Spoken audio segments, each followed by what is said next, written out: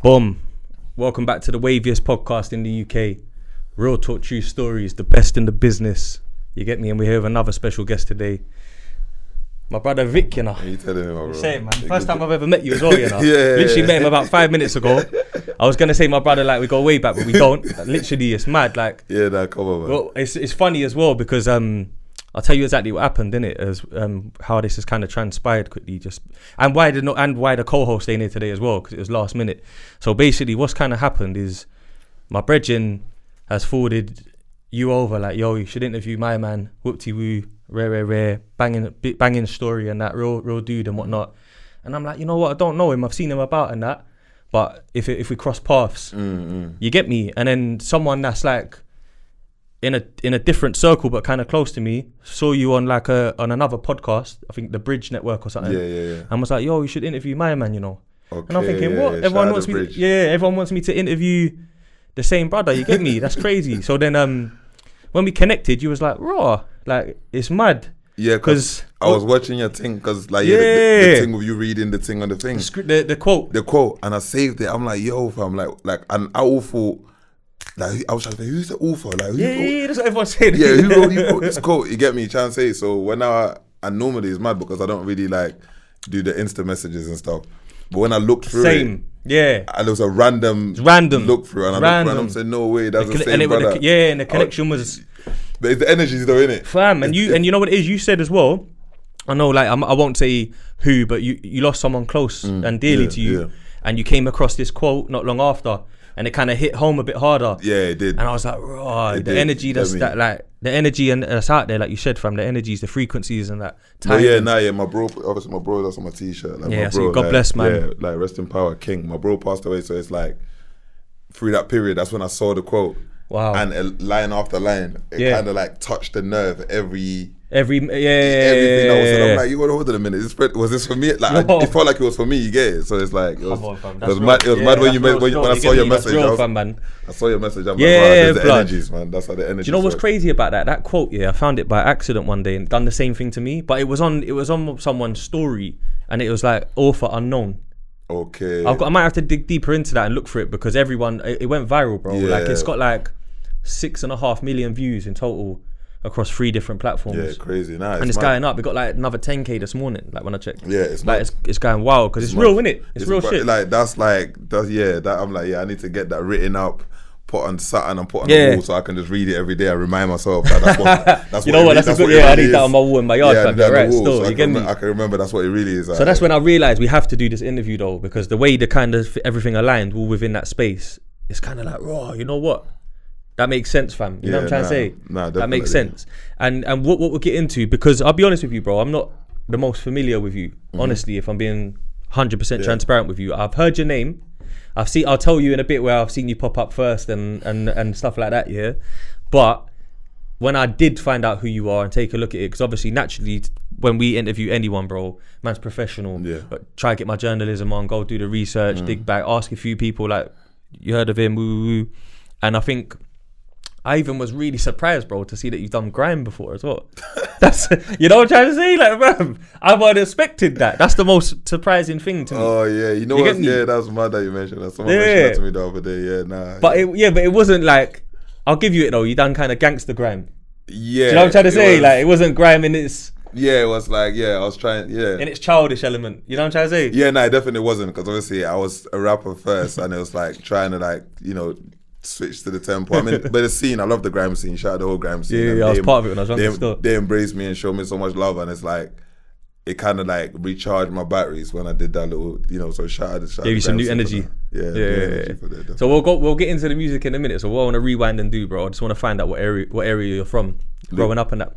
I'm from Lewisham. Like Lewisham's a borough, right? Yeah, Lewisham, live in Lewisham, but so I'm from Brockley, specifically, an area in Brockley called Turnham. Yeah, okay. Yeah, that's where I'm from. So Brockley, I think I saw Streets of Brockley. Is that Channel U? Yeah, or is that Channel U. Random Times? Channel U, yeah, that's my first time. Hard video, you know? That was gangster still, I like that one. I was 16. Oh, you was young G, bro. Yeah, I was 16. What year was that? Do you remember off top? That has to be like 03 or 02, something so you're like that. early with the rapping. Yeah, I'm one of the... Oh, I'm from that class. I didn't know that, you know. A lot of people actually don't. I was thinking 05 and that. Nah, like I'm from that earlier class. Yeah. Wow. So that's like early, bro. Yeah, like on some Kid Star type stuff. Yeah. Because I was still a kid. I was still a kid. So it was one of those. Is that Brockley? Is it the same Brockley that I'm thinking of, where it's like that K.Kid man from Essentials used to spit about it? Yeah, Brockley, yeah. Them sides. Same Brockley, yeah. That makes sense. So Lewisham, because one thing I was just saying to you when we was coming into the room was like, I wasn't too familiar with those areas. I knew like Remedy and Essentials here and there through the grime scene. I knew Little D and Desperado. Littles was doing his thing. I knew Desperado as well from back over them sides. We used to do tunes and that.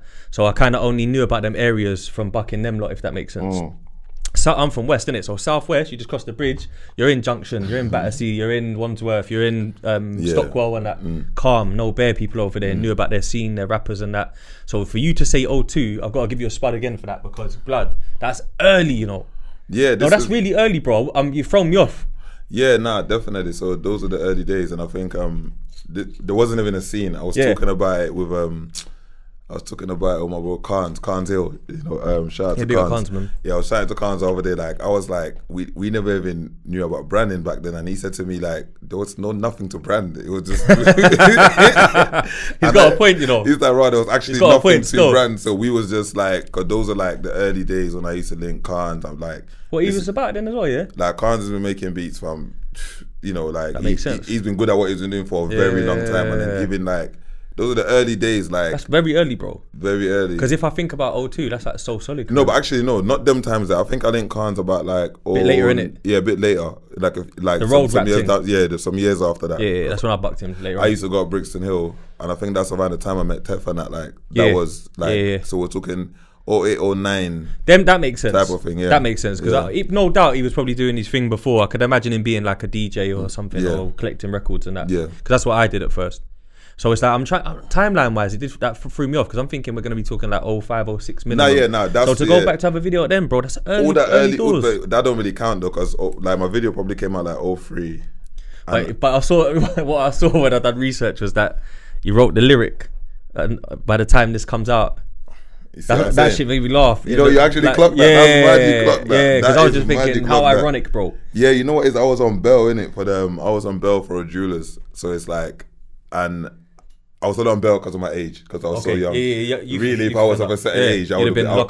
So, you know, they were giving, you know, it was my first offense. I was on Bell, and I kind of knew, like, if I get guilty, I'm definitely going. But it's mad as well, because... So you kind of had a feeling. Yeah, so like I did the song, but I wasn't even out when the song came out. So I had gone court, got sentenced. So the song did so well at the time because of what I was saying. And like, by but the you time, felt them when this come out? Yeah, like, it was like I was in Ashfield in Bristol, because I was still a juvenile. Yeah, early. So it was kind of like, by the time you hear this, I'll probably be locked up. So when everyone heard it, it's like I just got birded off, and it's just like, no way. Like 50 Cent, bro. Gangsta rap, early. You get me? It was kind of like... I don't know, but again, sometimes I feel like, did you speak that into existence? Maybe you should have said that. That's energies that we're saying at the start, bro. Maybe you shouldn't have said that. But you know what? A lot of people do that, bro. Like, there's a lot of, they say in the Bible, innit, if when death is on the tongue and stuff, if people talk about it too much, kind of encourage it and invite it. So I think words are powerful. Words hold very like deeper meanings and energies for real. But definitely. But I think with that, you can allow it, because you kind of had an inkling. Yeah, like, you get me. You might be getting a guilty or whatever. And it was about accountability as well. So it was like, I knew, like, yeah, damn, I'm gonna have to face the music. So you've been a man that's do you know what? I don't want to fast forward too much, right? So let's just talk Lewisham quickly, and then how you get into that kind of predicament, right? So growing up in Lewisham is quite a big borough, was what I was trying to get to. I think I was long-winded with it. You've got quite a lot of areas within the borough, then you've got main Lewisham, right? Nah, is that how it works? Nah, Lewisham is just it's a very huge borough, so it's got a bunch of different areas. Yeah. You know, so you'd have Brockley, Deptford, New Cross, Catford, Forest Hills, Sydenham, and so on and so forth. Honor Oak and all these places. So it's got like a big is Deptford in Lewisham as well? Yeah, Deptford is in Lewisham. Yeah. Okay, so it's a really big area then. Yeah, it's a big area. And then where Lewisham Centre is, that's not actually Lewisham, it's just in the borough. It's just like sort of like the centre of Lewisham. So where the centre is kind of same proximity from sort of Deptford, New Cross, Brockley, Catford. So that's like a centre. It's like a centre point. Yeah, that makes sense still. So growing up in those areas, especially Brockley, I'd heard of having like estates and whatnot, and being a certain type of vibe over there. Was it a tough place to grow? How was it for you? It was your younger years like? I think it was challenging, like any other inner city in London at the time. I think anyway. You know, I think the challenges would have been very similar. So it was pretty much, it was rough. Yeah, you know. Yeah. Southeast was kind of. Yeah, Southeast London. It was known to be a little rough, innit, back in the day. It was very rough. Yeah. I feel like it's changed a lot. But you know what's mad as well? You see, it's mad. Now, I'm not saying it ain't rough still, by the way, for anyone over there. You do your thing of that, but you get it's an acknowledgement, like it's come up a bit, it's cleaned up. Yeah. Like even me being from West, I've thought about living over there these days. Yeah, no, South's a lovely area, man. Dulwich and all these sides and that look nice, bro. Yeah, Dulwich is nice. Yeah, there is nice, but I think South London gets a bad, like, unfair, like, reputation. Like, there is nice parts in Southeast London. It's not all like it's crazy. Because I went to quite a few yardie parties over there, over the years, and I realised, like, later on, like, because where we're at right now, like these kind of ends. Harlesden's like 5 minutes. Yeah. Stonebridge is like 6 minutes. Kilburn's 4 minutes. Yeah. This way to Acton, you know what I'm trying to say? So we got a lot of Jamaicans, fam. Like we grew up around a lot of yardies and that. Dreams nightclub, Tudor Rolls and that. Like it's just normal, fam. But like over there, I didn't know that it was kind of like that as well. Like in the Lewisham borough, there's a lot of Jamaicans and a lot of dancers over there. I kind of found out growing up later. It's a very like predominant Caribbean community. Yeah, I never knew, you know. There are pockets of, you know, Africans like myself. That's what I was going to say, because in Peckham, you think of Peckham, you think of like Niger man maybe, and a bit of Jamaican. Yeah, Peckham was always like, you know, like going, when I was younger, like going, because I lived in Turnham, so like the closest place to shop is Nettles in Peckham. Okay. Or Safeway, so it's like, that's why I used to go. But naturally from, you know, the bus would get into Peckham, you'd hear broken English. So for me, I'd feel comfortable. You feel that comfort, because I think coming to this country, that was the first area that I saw that there was like a dominant African community. You wasn't born over here now? No, I wasn't born there. So where was you born? Cameroon. Oh, West Africa, yeah? Yeah. So what age did you end up coming to London? About 9. Okay, 9, cool. Yeah. So early years back home, landed here. First place you landed was Southeast near Peckham, yeah? Lewisham, so basically Lewisham as well. Yeah, sick. That makes sense though. That makes sense still. What's the jollof rice saying from Cameroon though? They do jollof in it as well. Yeah, you know, it's in the jollof debate. I see it over there, and I just like, you know what? I think West African countries, or just I think if you're a fan of jollof, you like it from everybody. There is no like, I don't have like I prefer this one to that one or this one. Depends what auntie's cooking. If it's flavoured, it's flavoured. You see it. Like if you get it wrong, you've got it wrong. It doesn't matter where you're from. It doesn't matter what country you're from. If I taste it, it's because it's all about the flavouring. Yeah, a lot of people would say like with Ghanaian one, it was the short, the basmati, and then the long grain rice for Nigeria. But then later on down the line, I've bucked like people and they're like, yeah, man, it comes from Senegal and that, or Sierra Leone, rare. Yeah, but that's what I'm saying. I cook and you can kind of add your own whatever you want to it. You feel me? Do people from Cameroon tend to put anything else in the jollof though? Because you know how I think Senegal they put like meat in it and that. Yeah, I mean they do. I think Cameroon and Nigerian jollof is pretty much the same. Similar, yeah. Yeah, because there's literally neighbouring countries. Yeah, it makes sense still. Yeah. So you came. So what would you say was your biggest challenge when you came to London, bro? Was it like the culture? Yeah, the culture. I think that was like the biggest barrier to start with, anyway. What, making new brethren at school and that, was it mad at first? Yeah, man. Obviously the kids, they were different, innit? Because you're like 9, going on 10 and that. Yeah. You probably got an accent. Yeah, definitely got an accent, and you don't kind of understand what's going on, and you're kind of the butt of the joke to start with, but you eventually. But you're quite wham though as well, so I don't think that you. I wasn't a wham 9-year-old. They weren't trying it. They was trying it back then, but not now, bro. Yeah, no, it was like hard to understand the system. It took a while, but once you get it, you have to obviously pick it up pretty quick. But like you said, the area you're in, there's so much of different cultures there, especially from back home, that you can kind of just you can kind of make legends that have got familiar grounds with you and that. Yeah, I think finding your identity would have been a bit challenging in that time, but eventually when you figured it out, figured it out. Nah, that's mad still. So within let's say 7 years of being in the country, you're already rapping and that. You got your video. You're growing up. Yeah, you know what it is. Yeah, I was in a choir, like, because back home I lived with my nan, so I was in a choir from young. So music was always in the family and that. So it's like, so my nan had me in a choir, so it's like I used to play instruments. So that's I always was musical. So you can sing as well, then? Nah, not sing. You can understand the notes and that though? Yeah, I understand how to read music. I write music. That's hard though, because a lot of people they don't have that. Like a lot of rappers don't have that, especially.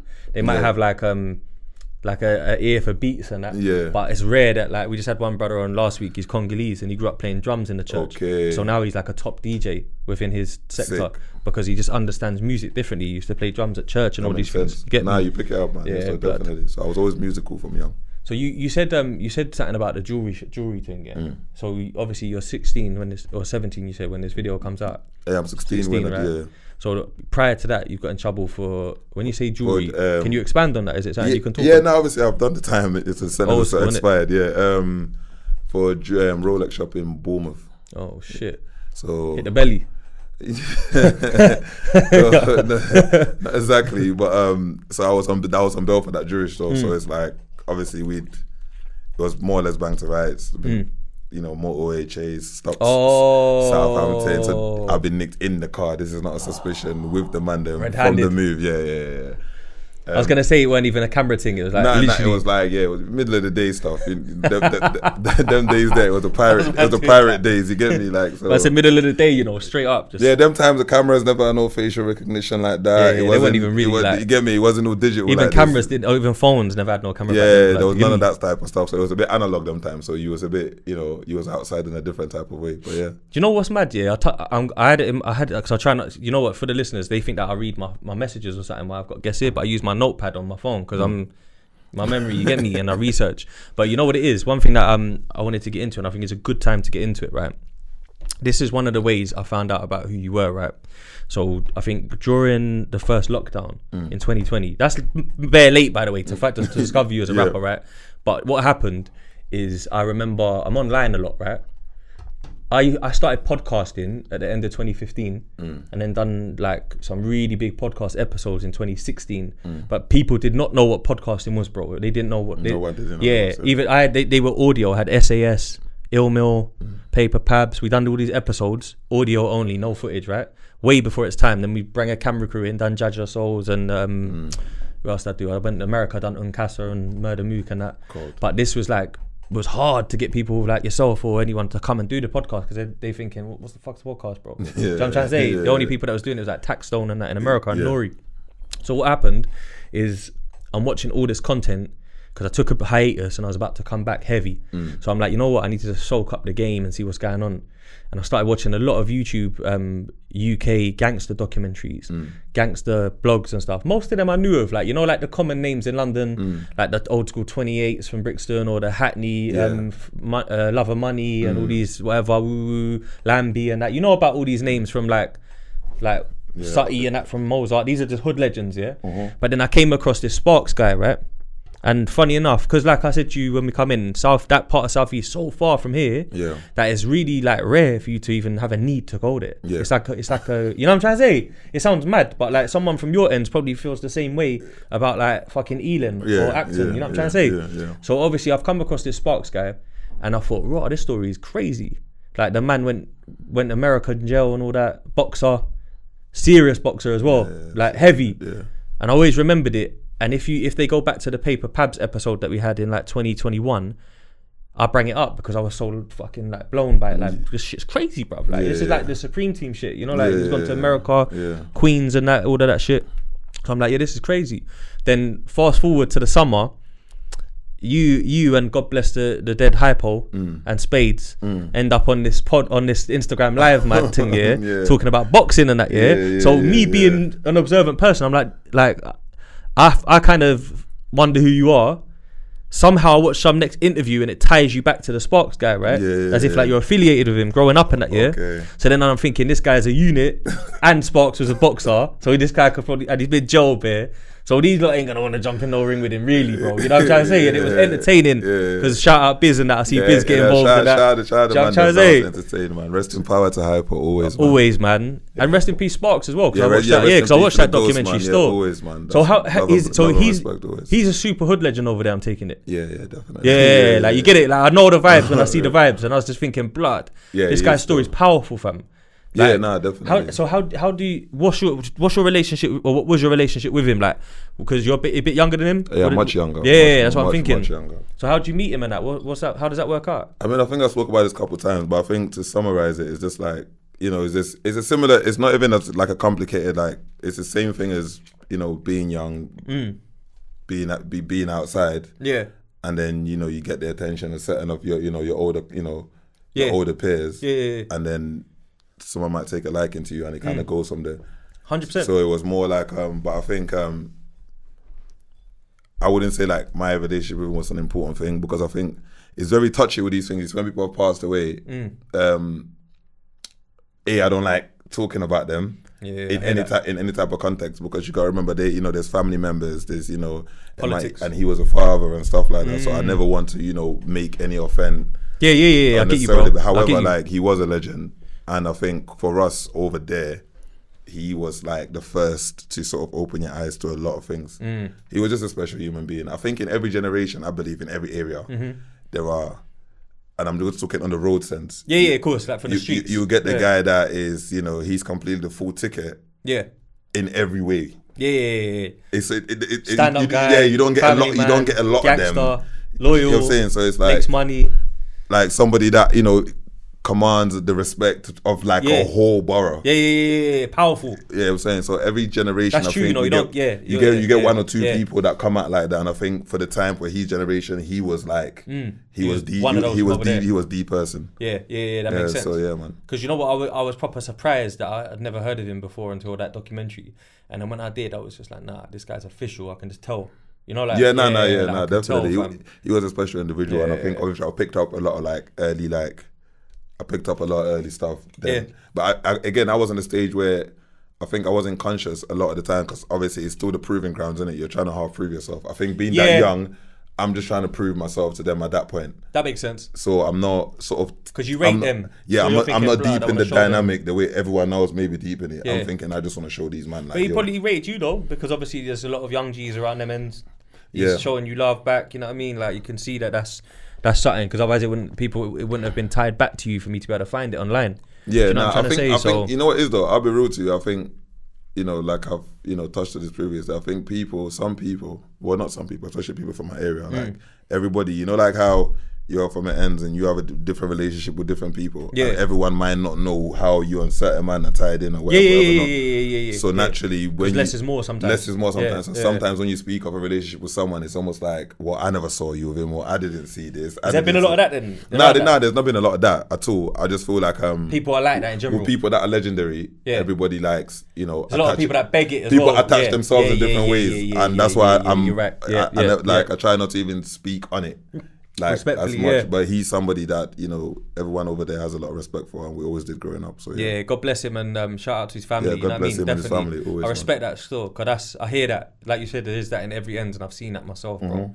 No, that makes sense still. But it was very like interesting to me, because then when I've tied it back to this live that's going on with you lot, obviously I'm watching it. No, I didn't watch it on the day. I watched it on YouTube the next day, because it was people were saying, "Yo, like big up Justo, that's my brethren," and that. Yeah. So Justo was like, "Yeah, man, I don't know, you get me, who's getting it, and it's gonna be." Yeah, but you see what it's gonna be a big fight somewhere after this lockdown. Yeah, you know what? That would have been a mad move. Still, like I still think that would have been a mad move. I think it was a good time. I think also at the time, I think we didn't even realize we was like creating a moment, because after all of that, that's when the celebrity boxing took off over here. Yeah, you know what? You're right. Wicked and Bad. No, all of that happened after that live. Yeah, you're right. Still, the first Wicked and Bad event was after lockdown. Yeah, all of that happened after that live. I think we didn't realize at the time that, hold on a minute, that you had started something. You get like, what's going on here? Like, you know what I'm saying to you. So I'll give you that. When you think of the time. If you think of it, but these are silent credits, I call them, innit? Silent credits. It still matters. Influencer. Yeah, it's still influencer. Yeah, it's silent credits. The actual hashtag influencer for real. So what?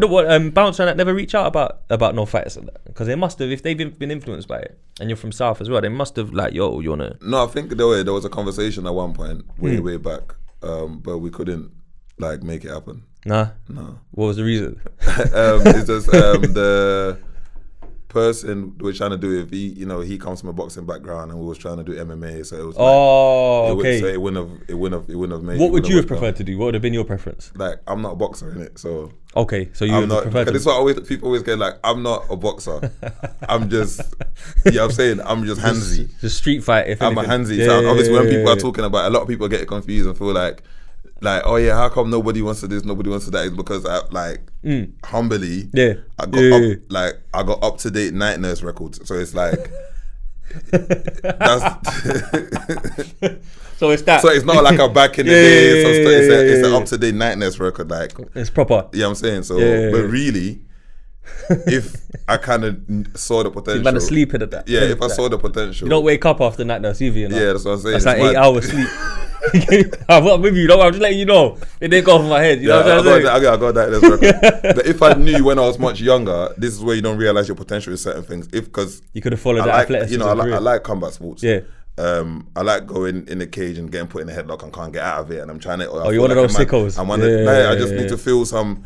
If I knew that when I was younger, I would have got into it more professionally, but I don't know that. I'm just outside fighting, innit? Yeah, so I'm not, and no one's saying, mad. No one's saying we should take my man to the gym, you know.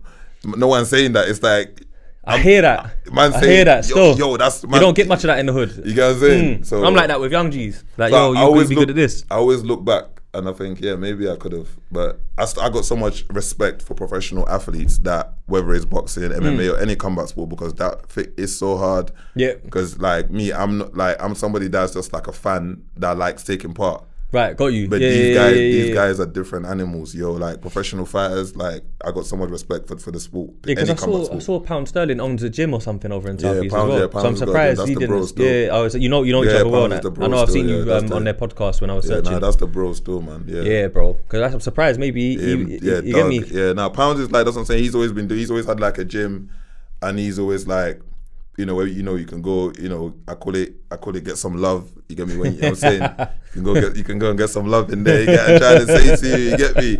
So proper stuff. Yeah, you get me? So like, he's always had that, and he's always been someone that's about, you know, the fitness and exercise and that. So I'm taking it. So the fight styles is what didn't make it align or didn't make it happen. Probably underpaying as well, some of these UK ones compared to like the KSI level and all that. Sometimes they probably don't pay as much. You know what is it? It wasn't even just that as well. I think where I was still on license at the time, right, it would have been very tricky trying to get even past my probation. Like, listen, I'm gonna get. Oh, it's everything you do had to go past them. At that point. So it would have been tricky. So then I kind of didn't push the agenda myself into any other leagues or anything. Yeah. Just make it natural. Obviously, I'm off license now.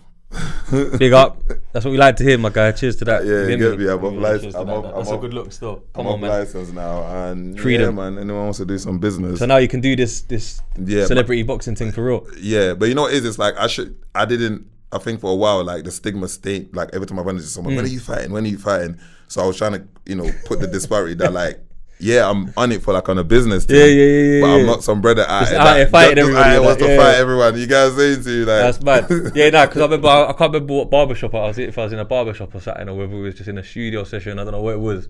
But I just remember when there was a convo off the back of that. You know, like everyone's talking about it for at least a month or something. Everybody wanted to and fight. I just remember saying like, bro, I don't know my man, but he looks solid, blood. Like I think he might knock a few people out still. Yeah. That's the first thing I thought when I saw you get me? I'm thinking he looked like he could, you get me, do his thing in that store. Pause. Yeah, the stakes are high. You get me? Situations, yeah. So because I remember as well. There was like loads of people bought into that conversation. Oh did my gosh, it got insane, bro. It got insane. I was on my live one time and there was 2,000 people on there. I was like, what the hell? A lot of rappers got called out as well. It was exciting. You know what? We just didn't. Yeah, it was exciting. We just didn't like. You know, it was exciting, man. But that was yeah. That was fun. That was, you know what? Them times there, everyone was indoors, bored. Yeah, locked down, a bit frustrated. That was a different time. You get me? It was a weird time, bro. Mentally as well. Gyms were closed. People were probably in their garden doing a million push-ups, thinking they're frustrated with life. Should be on tour. Everybody was shadow boxing. It was mad. The shadow boxing in their fucking spare room and that, doing mad sit-ups and that. Can't even go Costa and buy a coffee. That's how fucking locked up the world was at that point. Yeah, but it was good though. It made people ask themselves, "What can I actually fight though?" Yeah, it made a lot of people. A lot of man can't, you know.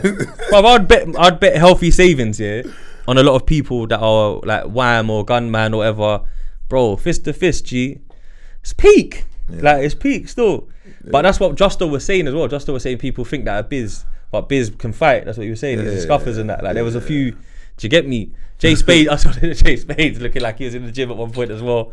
You get me working on it. Spades was on it. He was ready. Yeah, Spades was on it. He just couldn't make it make sense. Yeah, align it basically. Yeah. So I want to get into the music a bit more, right? Yeah. So I feel like musically, the first time I remember seeing you, and this is now that once I'd seen you all on the boxing thing, on the live and whatnot, and the Sparks thing, I remember because I know Clue. Pick up Clue. You get me? Yeah. So I just remember, like, it's mad because Clue used to do Grime back in the day with Grimesville, a crew. So I used to do Grime sets with them and that.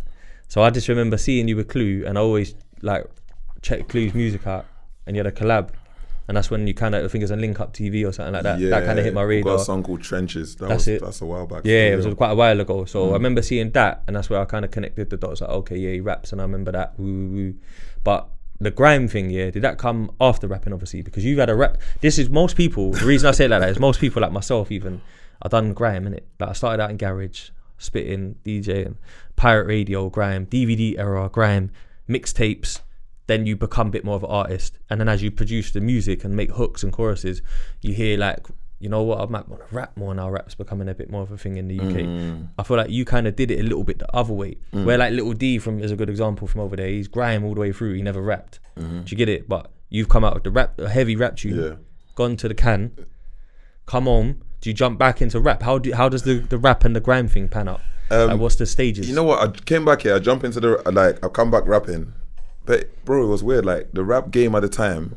Sorry, how long did you do for that bit there? I was away from like I was 17 till I was about 28. Fuck, no way. Yeah. That's 10 years, bro. Yeah. Wait, so you done 10 early? Yeah. Fucking hell, bro. I'm glad I'd asked that. You know, that would have been they would have got onto me. Yeah. Missed the whole 10. Yeah. I missed. So wait, 10, you got sentenced for a 10, or did you get sentenced for more? It was like a 10 for firearm and 8 for the jewelers. All in the same thing. Yeah. Bro, that's crazy. So it was an armed robbery. It was 2 separate situations. Oh shit. Yeah. What the fuck? What's going on in Brockley, bro? Yeah, 2 separate. So how you lot get on over there, yeah? Yeah, nah. So was the firearm like obviously? Can you talk on this stuff? Was that? Yeah, I've served. Yeah? That one expired. It's expired. There's the firearm. How did these two connect? This is gonna sound crazy. Yeah, it is crazy. But bro, I don't think I've ever spoke about this, bro. I went to jail for the firearm for joint enterprise, but I had no codees. So let me let that sink in. Yeah. I was in prison for joint enterprise, but I have no codees. I was never caught in possession of a gun. Right. There's no actual forensics or gun residue, nothing. No fingerprints. No. The joint enterprise was getting applied them times there very crazily. So it was almost like he said you was with someone that had satin wrapped in a cloth. And because it's you, we think it's a gun. So it's like, you don't tell us who you was with. We're just going to charge you in possession of a firearm with intent. So I got convicted of a firearm without actually a physical gun ever present. What the fuck? But there's no code E. There's no code E, but it's joint enterprise. So how did they connect that to you though? They're saying, in their, obviously, they believe there was X amount of people, and in their head, obviously, you're just, obviously, not talking a thing. So you can wear the jacket, innit?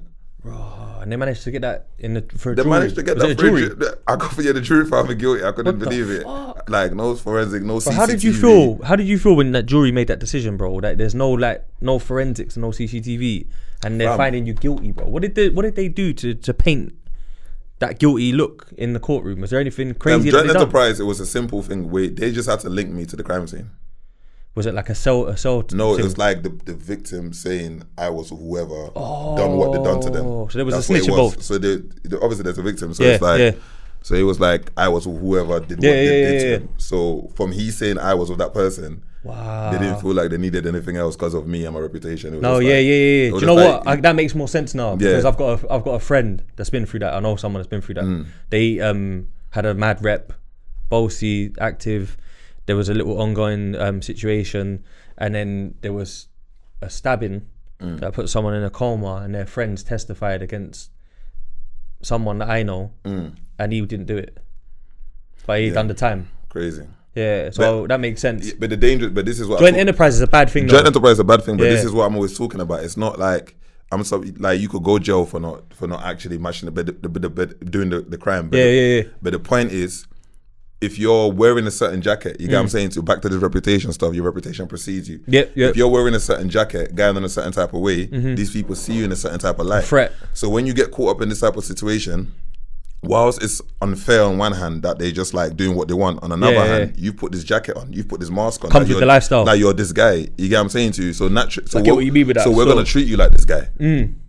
So there's that element of it as well, where I had to deep it. Like, hold on a minute, I've kind of like painted this picture of myself that you lot actually think a story like this, like we're charging him. Where CPS is like, yeah, we're definitely charging him for possession of firearm, knowing there's no actual physical firearm. Especially for like a civilian white person, for instance, who don't know nothing about the ends like that, never grew up in that environment. They might not know that you can be a gangster and a nice guy. Still. That's what I'm saying. So accountability is like, now that I'm older, I look at things from both sides, especially in my situations. That's grown. I was younger, I was more like, oh, they did this, they did that, they did this, they did that. But obviously, you know, I was doing what I was doing as well. So do you know what? It's true, you know, and that's one thing that's good for the youths that are watching it, because I feel like how you make decisions in life when you're younger, the dirt and the mud and all these the activities, they're glorified. It's like who's the baddest, who's done the most, who's what, he's mashed up bare people, he's robbed bare man and that woo. But then when you get to a certain age, it's really bad, bro. Yeah. Like when it comes to this stage of like starting businesses where everyone's at, or money, or trying to find a career in a certain walk of life, and it plays against you to the max, bro. Yeah. But you don't get taught it at an early enough stage, I don't think, because what I'm trying to say is that you see like how like do you live with your mum and dad, or did your mum just come over? My mum came. By the time my mum moved to the UK, I was already in prison, more or less. No way. Yeah. So you came. Who did you come to move in with? I was just me and my sister. Oh shit. So you grew up fast. Yeah, fast, real fast. Yeah. Quickly, everything happened in a whirlwind by the sound of it as well. So it wasn't like even because I was gonna say, even if you did live with your mum and your dad, for instance, that doesn't necessarily mean that you're gonna be making the right decisions. Still, it's gonna help, but like there's a whole like. I think gangsterism, the word, you know how like Potter and that say gangsteritis? I like that, but let's just say gangsterism, right? Because it makes more sense. In the UK, it's a little bit behind places like America and that. They've had like more lineage, more lines of gangsters and stuff. But what's gangsterism though? I think gangsterism is a form of organized crime, right? But there's also more to being a gangster. I think sometimes being a gangster is being a stand-up man, a real person, genuine article. Your words, your actions match your words. The shoes fit. The path that you walk in is your path, and that you're not, you know what I mean. But there's a lot. Don't get twisted. There's a lot of people that don't fit all them criteria that people still give the gangster logo to. But I think there's an aspect of gangsterism that comes from like Al Capone in Chicago and that, for instance, where they had the Uzis and the top hats, and that was the mob. Then you had the Italian mafia in Brooklyn and shit, and Sicily that come to Brooklyn and all that.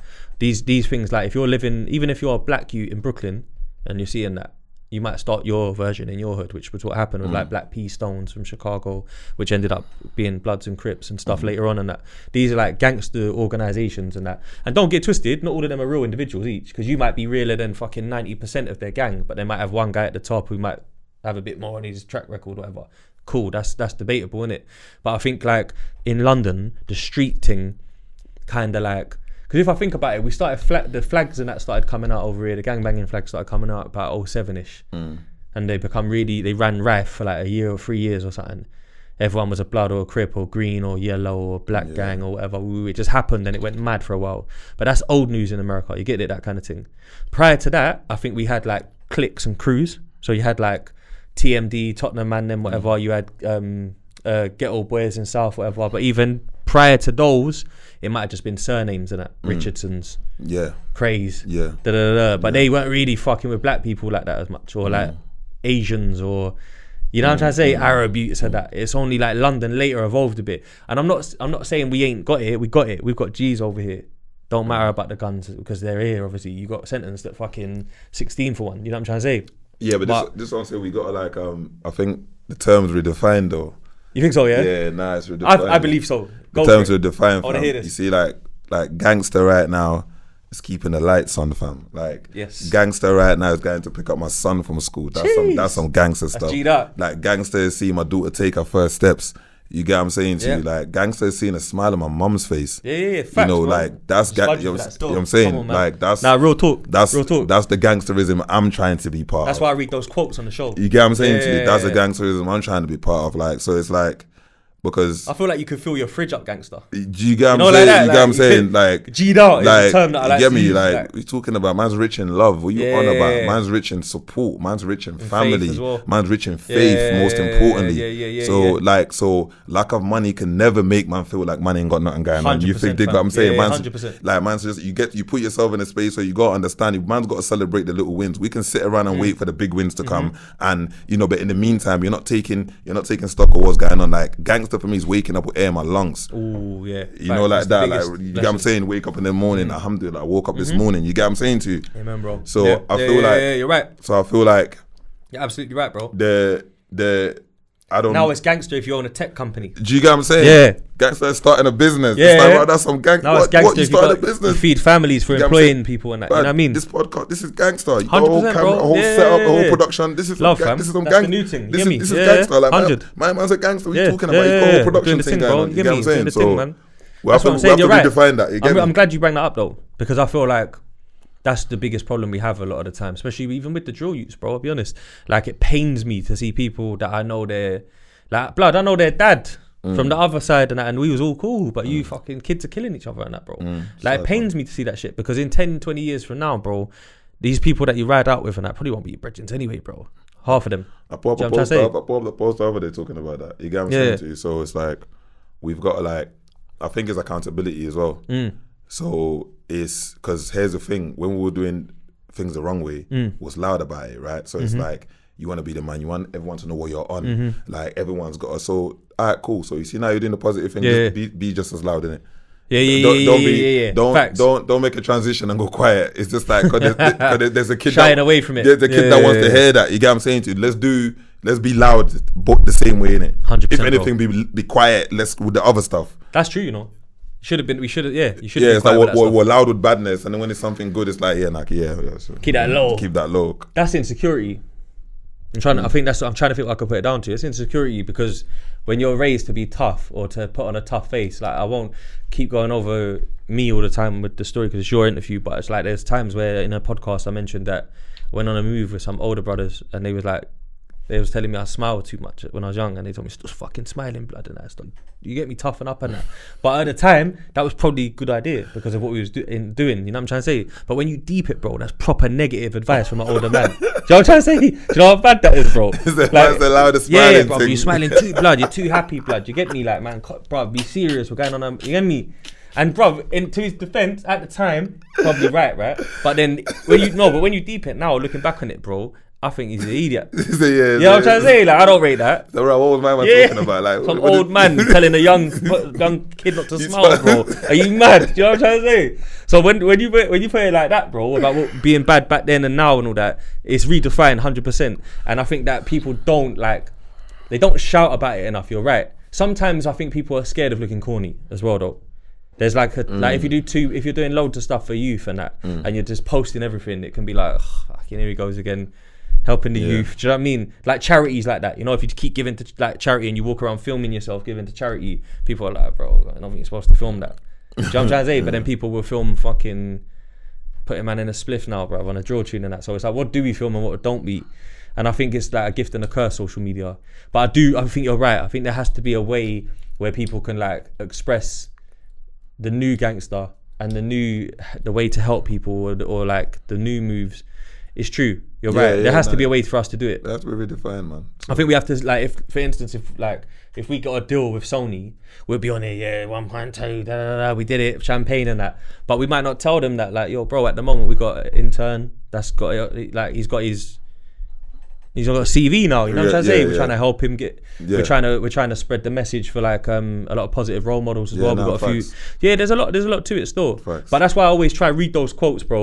Or if I'm not reading a quote, I always try like give an old school story and just give my like take on it. Because man's a bit older now, so it's kind of like, yo, if you're you and you rate what we're doing, you get me. We would advise you to do better now as a young guy and go and seek like an extra course at college or focus on your books, or if it's not that, be an electrician and go get a trade and all that, you know what I mean? Yeah, facts, 100%. Yeah, you're right, bro. 100%.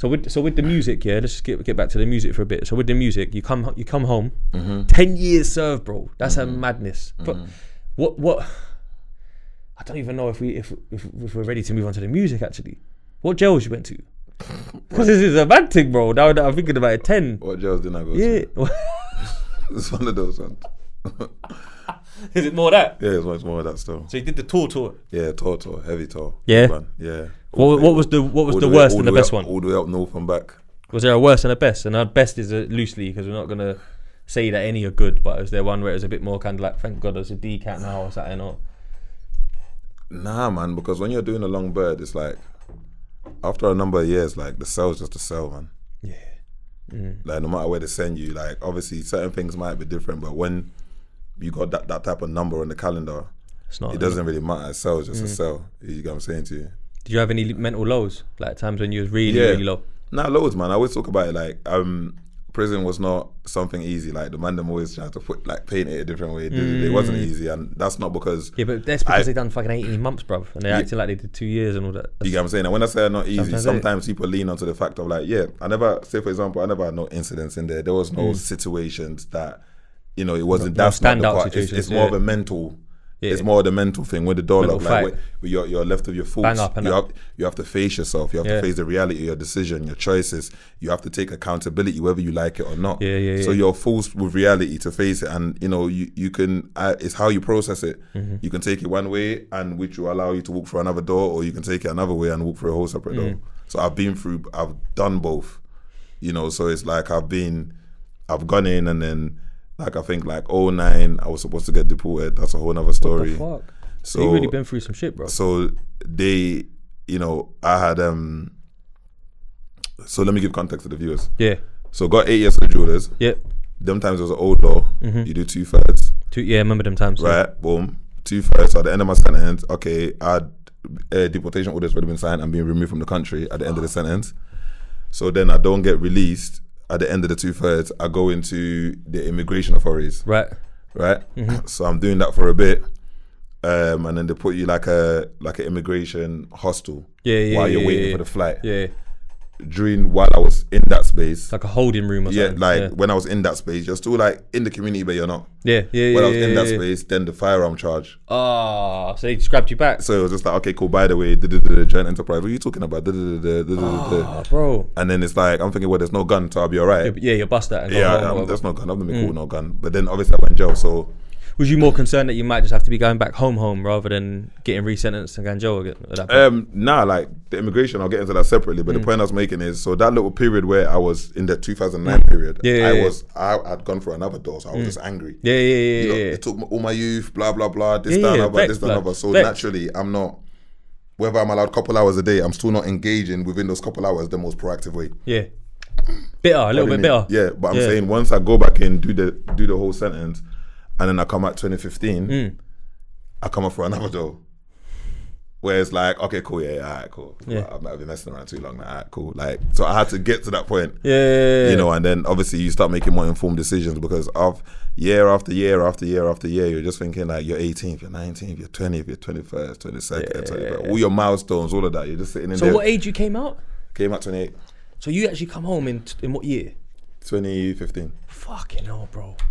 It's making a lot of sense now, because I'm quite connected within the UK music scene and I've never bucked you anywhere, and I've never really heard too much of you mixtape wise and that's why, because you weren't here. I wasn't here. You had a little classic moment, went away, and then come home, and then tried the music thing again. Basically, you come back home, you're like, you know what, I'm gonna give it another shot. Did you come home positive though, or did you come home a bit negative at first? How was your sort of mood when you touched road? I came out ready, man. By the time I come was out, you writing in jail? I had business plans. I was one of those dons. Because you know what it is? I had. What else? What else you gonna do? How many movies can you watch? They sent me everywhere already. How many push-ups can you do? It was like I'm done with this. There's nothing about the lifestyle that I felt like I hadn't already. You know what I'm saying? It was like, okay, this is over now. Been through the trenches now. I've tried everywhere. I've tried to do this, that. None of it is. You know what I'm saying? So cool. It's time to call it a day. Yeah. So I came out. I respect that though. Not a lot of men don't get. They don't.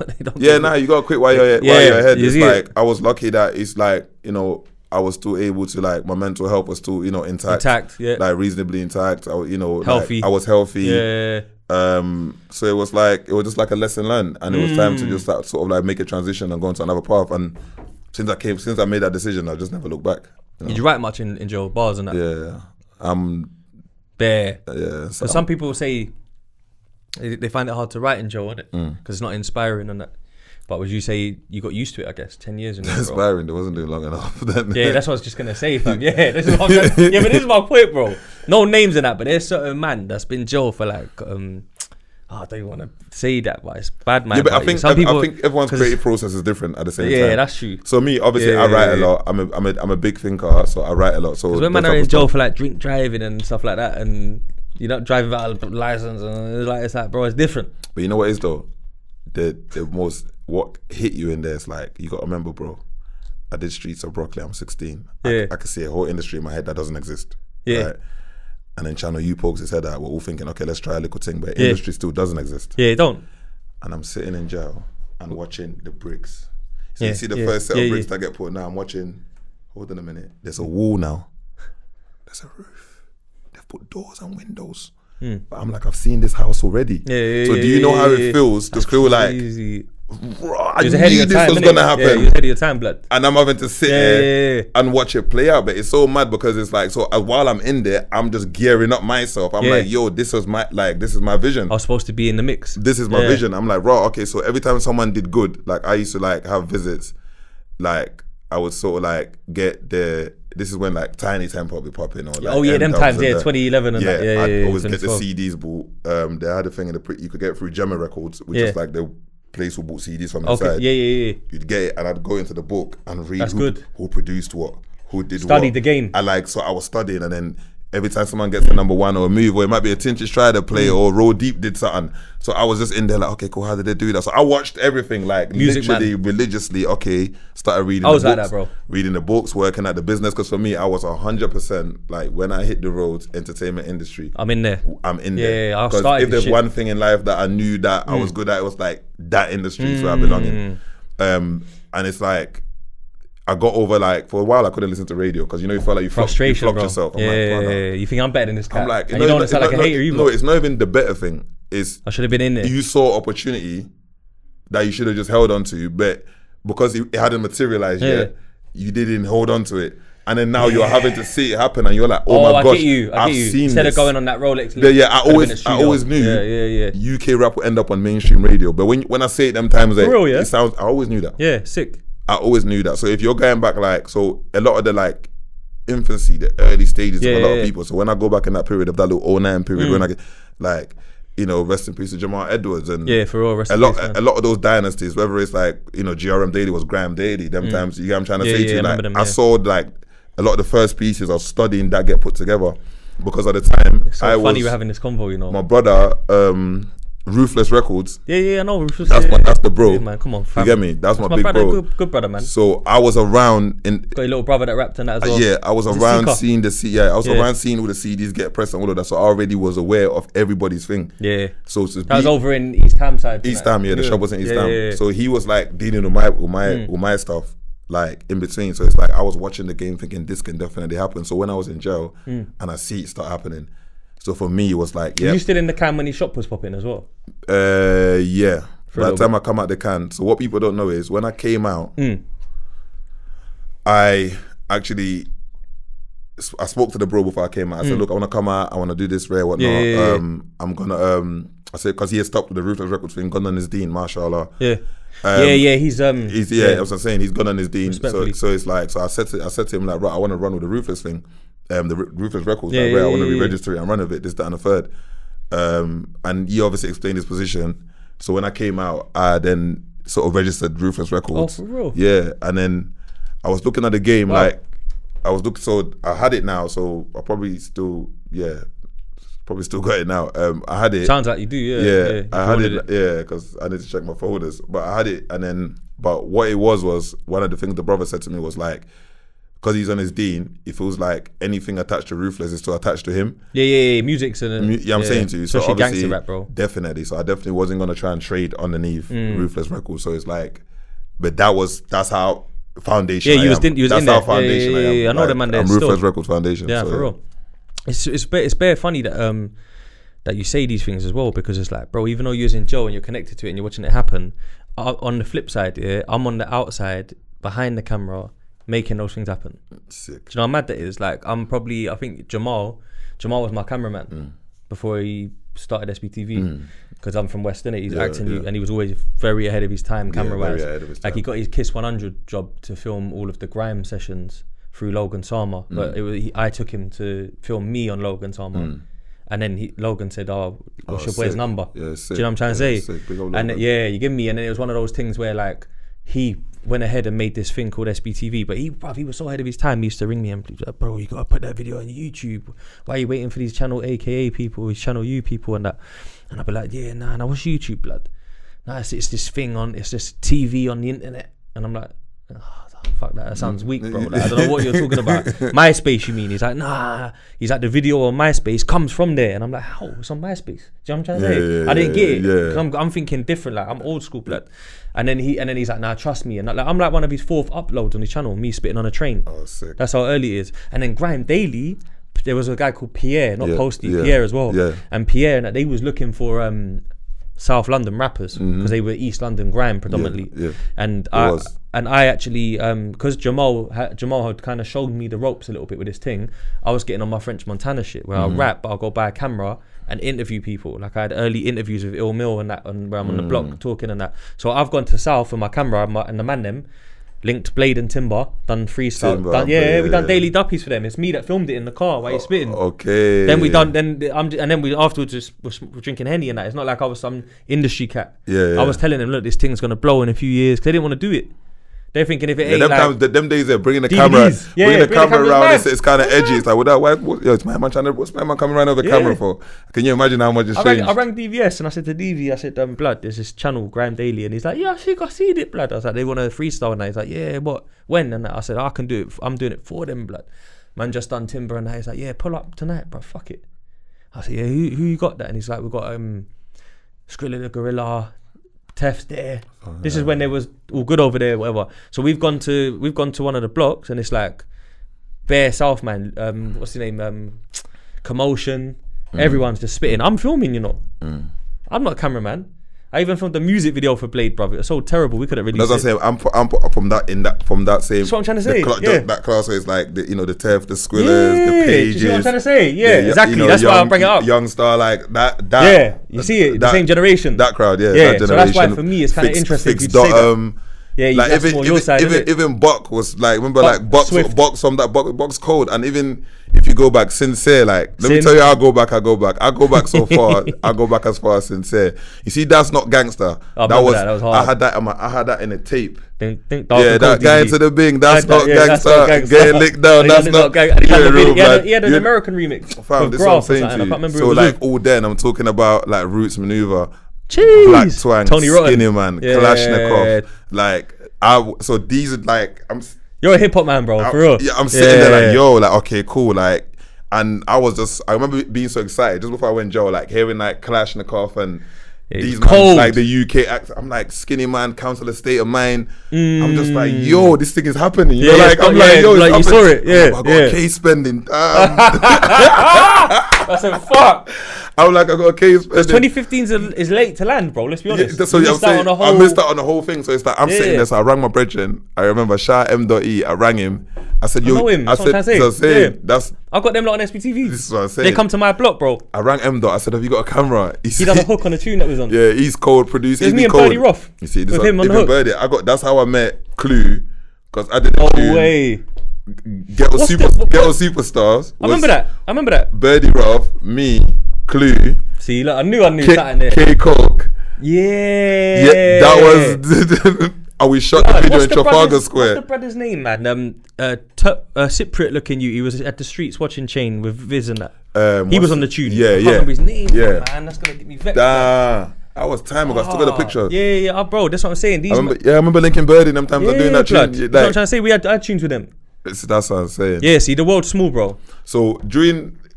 It's just mad, man. I'll find his name, so I'll give him a shout out. I saw everything manifest just like that. So I was part of that early generation. And then, like, you gotta imagine, like, having, like, a Joe Black.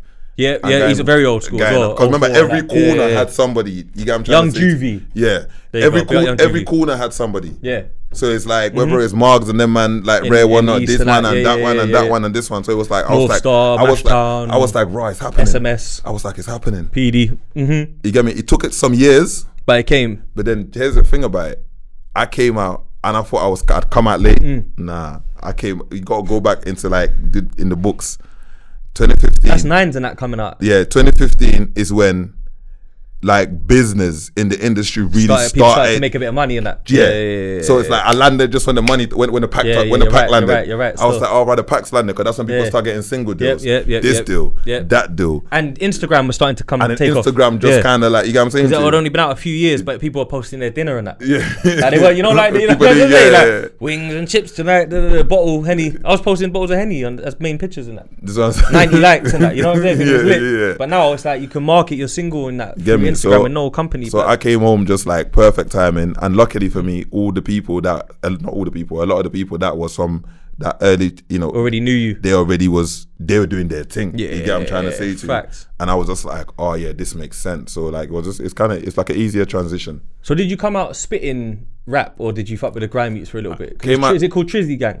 Tizzy Gang, what they call it? Tizzy, my bad. Tizzy. So before all of that, so I came out. To be honest with you, I keep it real. Yeah. I probably should have waited like a year after I came out before I even released anything. Why you feel like that? Because you have to study the landscape and study the terrain. I didn't understand. Remember this, I've missed the whole social media setup stuff. Yes, I might have been in jail with my phone, sending 1-2 messages. It's not the same. I don't really know how to work this thing. You got to hide that phone as well. I don't know how channels work. I'm not understanding uploads. I didn't know about YouTube. I kind of never knew the business. All I knew was I could spit.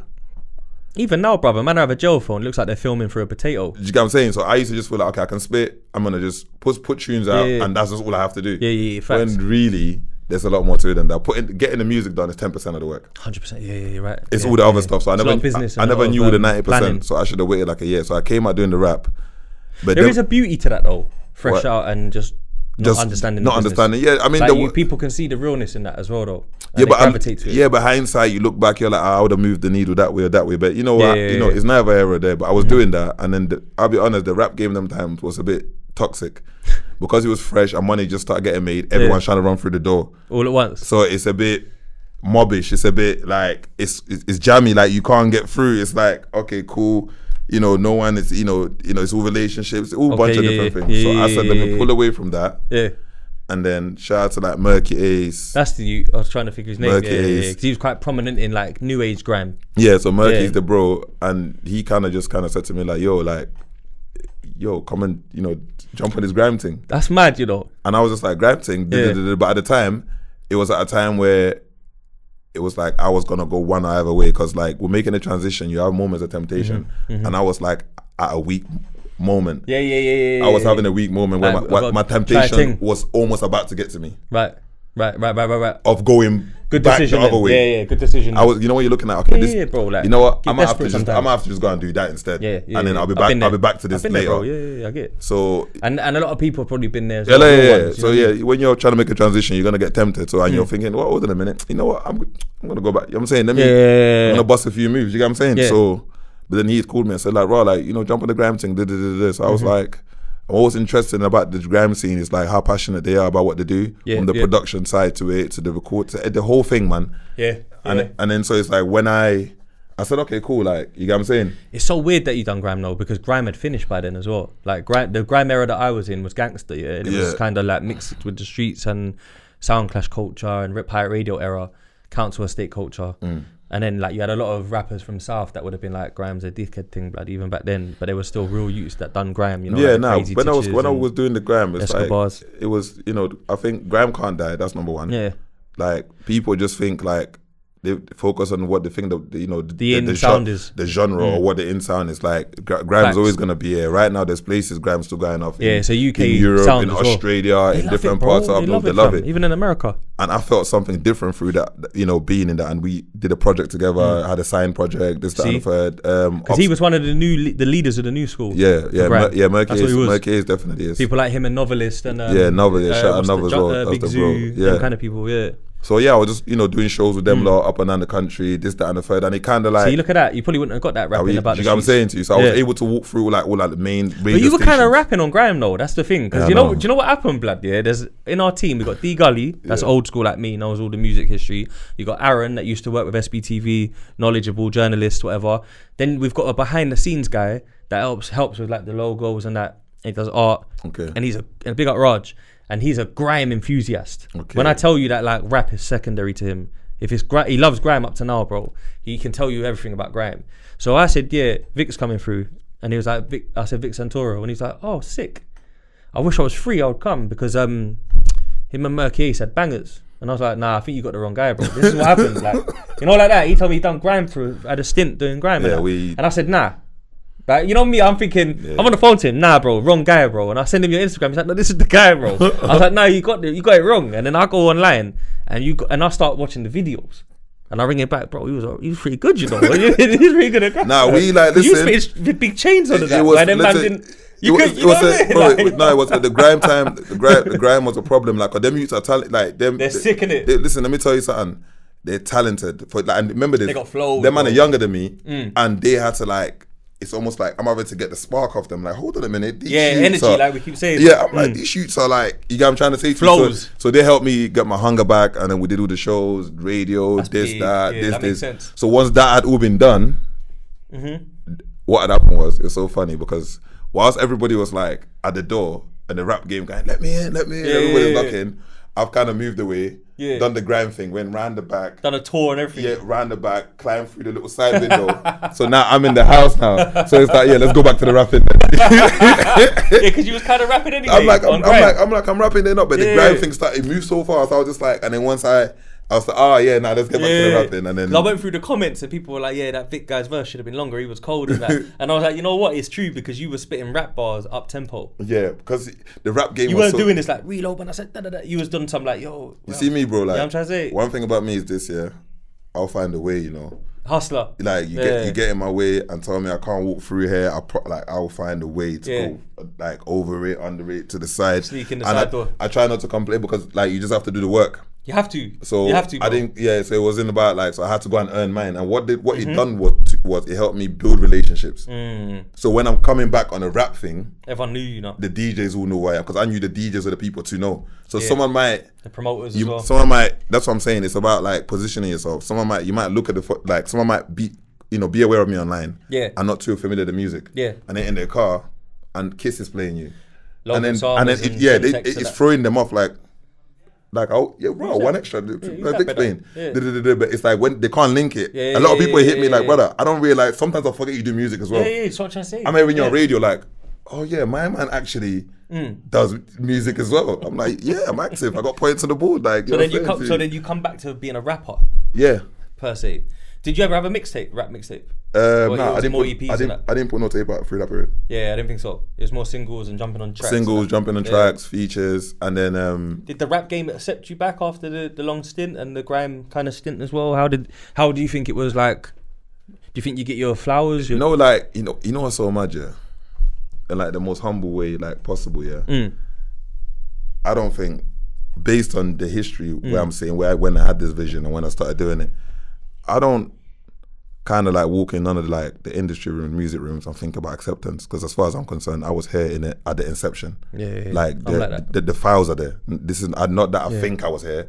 I was here in the inception. You had a video. Yeah, I was here in the inception. So, and I'm still here now. Facts. So everything that I see going on, every success that I see going on, I celebrate it too. It's a part of that same vision I had. You get what I'm trying to say to you? So when someone else powers up and does something, I'm like, oh, that powers me up. Because I'm like, okay, that means we can, okay, cool, okay, he's opened that door. That's how I kind of see the game. So in terms of like acceptance within like the rap space, I've always felt like respectfully, this is man's space. 100%, yeah. You should feel like that though. This is man's space. Because like, the gatekeeper thing's weird as well. Yeah, I'm not into like all of that weird stuff, like where I feel like people think they control it, regulate it. So this is there's a lot of that, bro. You missed out on a lot of that, luckily. Yeah, but it still go on, but people also attempt that, but I'm not somebody again. That now they can't know as much because that's why people like me are prospering now because there was times, bro, I won't name names, but there's times where in the industry I've been the person that basically A&R'd things, patterned things, linked people with people that turned into a big thing, and then they don't reach back to help, bro, and even you might even hit them up like, yo, bro, and they'll be like, oh, I'm a bit busy, I'll ring you back. You know what is about that though, bro? That's the rite of passage. Yeah. You see, if you ain't faced that yet, you've not even got your toes wet yet. You got to come across that wall, get through it. That's the rite of passage. I'm not saying like I've been through it a lot. I understand the frustration, and I say this to everyone. It's easy to like with this industry stuff. I try to operate there with no emotions. Even when it seems like I've got emotion, I've got no emotion. I hear you though. I understand the metrics of this. So it's like, and the rite of passage. Not personal. The rite of passage is like my belief is my destiny is like in life. It's not based on no human being. So you've got no power. There's actually nothing you can do to stop whatever God's ordained for me. There's nothing. Even them not helping you might be what they're supposed to do because you shouldn't be there. You know what I'm saying? So it's like, so check it out. For example, just bringing an example to touch on that. The rap game, rigid. Jumper to acting. First feature, BAFTA. See, look at that. How does that feel? So you must have been very proud of yourself, bro. And I looked at it like, because me and God, like I talk to God a lot, and we have this private jokes. So he did. So when that happened, I'm looking at God like, I saw what he did there. It's like you lot look over there, and they're like, Vic, BAFTA, what? It's mad, isn't it? That don't make no sense. Yeah, it don't even add up. Man, you wouldn't see it coming. Oh, now some people can't still compute. It's like, what? I'm like... I did it, yo. So now, what happens is, points are points, receipts are receipts. So what happens is, that's a fact. When I come back in these rooms, no matter if it's like, and again, I'm saying this, I'm saying this very humbly. No matter if you gotta talk your shit with that one, bro. No matter if it's someone that's got a #1 album, a sold out show, a new rare whatnot, I'm a peer too of value. I'm a BAFTA award winner. So when I walk in this room, when I walk in the room, I don't feel anything. Not saying the BAFTA makes me feel superior. I'm just saying. No, but it gives you a trophy, innit? My belief in myself. Because here's the thing about it, you got to do the work. You can talk yourself up all you want. You can tell yourself you're as good as whatever you want. I agree with that. You got to put the points on the board. Back it at least a bit. So my thing when I come in the room is, hi guys, like by the way, there's my points. Yeah, my name's there, just underneath. Yeah, so that's my name there. Yeah, sorry. Yeah, okay, I belong. Yeah, the BAFTA. Yeah. So it's like what's your name again? Because sometimes, and I think I appreciate that, and I hang on to the work ethic because I would rather earn my respect based on the work I put in than just my maybe arrogance in my abilities to do something. See, that's the other thing, isn't it? It's true. Because you could be really good at something, but if the world hasn't bought into you yet, you're just like a hidden gem almost. Yeah, but especially it's like, but you got to earn it, I feel like. Because sometimes you can get, based on your belief in your ability, you can become entitled. Yeah, entitled. You can start thinking people should just give you a pass because you feel like you're as good as you are. And I feel like, you can use, that belief as a motivation. But at the end of the day, it's like, you got to do the work, bro. Facts. You get what I'm trying to say to you? You got to put that groundwork in, bro. I'm a sick footballer. Okay, cool. Like, right. Everyone is. Check. So, it's a bang the goals in then, innit? Let the scout find you, innit? Stop the runs, innit? Like, earn it, innit? Do your talking on the thing you're saying you're good at. Yeah, I agree, bro. You get what I'm saying? So I don't believe in like handouts or like you automatically deserve something. Easy passes. It's like, let me earn it, innit? But believe that when I earn it, I'm gonna come in the room like, yo, guess what? I earned that, Yeah, you feel much better about it, bro. I'm gonna feel much better about knowing I earned it. Do you know what I always say, bro? One of the other quotes that I've done, it didn't bang like that one, but I was saying that like self-doubt. Like, if you have, there's many people in the world that are out there and they're already going to doubt you. So don't add to the list. Believe in yourself. But then like you say, rather than just being like an egomaniac or like you're more than self-confident, you're arrogant. You think you're the shit. Sometimes when you got those accolades, that backs it up big time. Because you might have been saying, like you said, I saw the vision, bro. Unfortunately, I ended up doing time, but otherwise I saw this scene coming. That's you saying that, and I believe it because I can feel it. But someone else might be like, "Oh, you're just saying that. It sounds cool."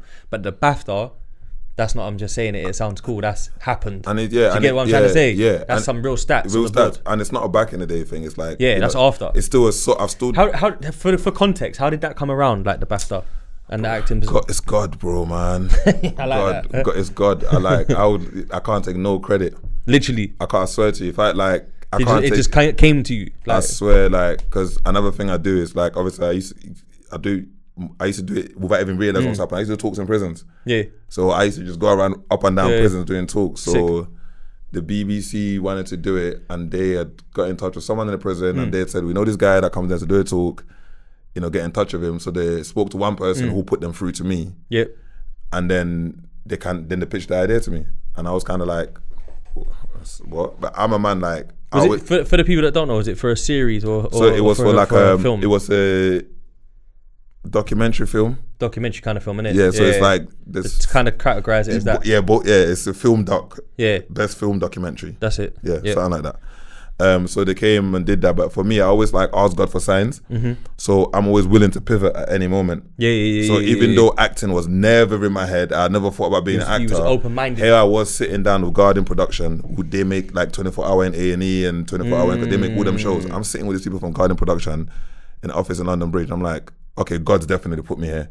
Yeah, you wouldn't just be here like that. So I don't shy away from opportunities. I respect that. Because I'm like, I've never thought of acting. I'm in this room with these people. Okay, God's put me here. So you want me to, you want me. So I'm like, okay, I'll just lean towards it. Yeah. Okay, cool, let's do it then. And then... Do you know why I like this convo? I'll tell you why I like this convo, because I've been watching a lot of podcasting and there's some UK people, I won't name and shame, but there's a few UK people that have used the word impostor syndrome. Yeah. Are you familiar with that term? Yeah, facts. Yeah, so it's like you're somewhere and you feel like, actually, I shouldn't be here. I felt that. Yeah. I don't feel like, you felt that through? I felt that. That's interesting, because I was going to go the other way and say you don't seem like a person that's ever, I think you believe in yourself. No, yeah, I believe in myself. You should be here. Yeah, but you still feel it. It's like, okay, cool, let me tell you like a crazy story. Yeah. Like, when we was at the BAFTAs, I've got there, there was a lot of signs to it. Remember when they with the film documentary is nominated, there's a whole team, there's production team, there's cast, right? Yeah. BAFTA's not a place that you can kind of get tickets for. Nah. They have to invite you. Yeah, it is what it is, yeah. So in my head, I'm not going to the BAFTA. Right? Yeah. This is way before any BAFTA is I'm not thinking no award show. I've done this film with them. It is what it is. Done. That's what it does. Yeah, I'm saying I've got the bag. I'm going about my business. Yeah, cool. So when the release comes out of the film, this one, and I'm doing this about this reference to why I'm saying God takes all the credit. When the release comes out for the BAFTA, the trailer of the BAFTA of the feature is just clips of my scenes. What the fuck? So this is trending on Twitter. Yeah, that's crazy. I'm like, yeah, because it could have been the other way.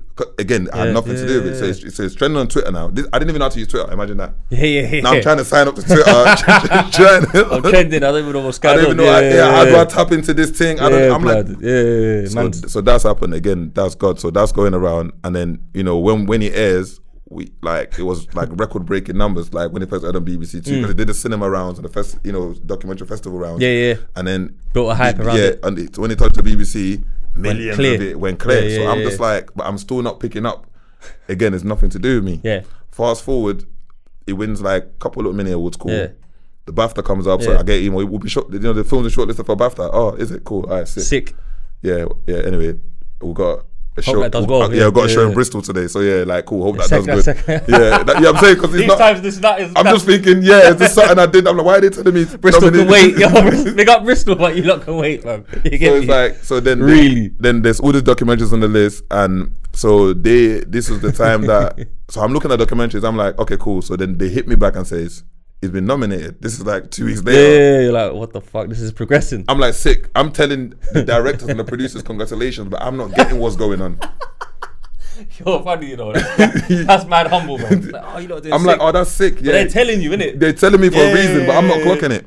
So that's they probably thinking, what's this thing? Ain't my man getting what's going on here? You're messaging me. Like, you're the trailer. You're not realizing this thing is. So I'm not realizing this. So I'm saying, cool, boom. So we get to. That's funny, bro.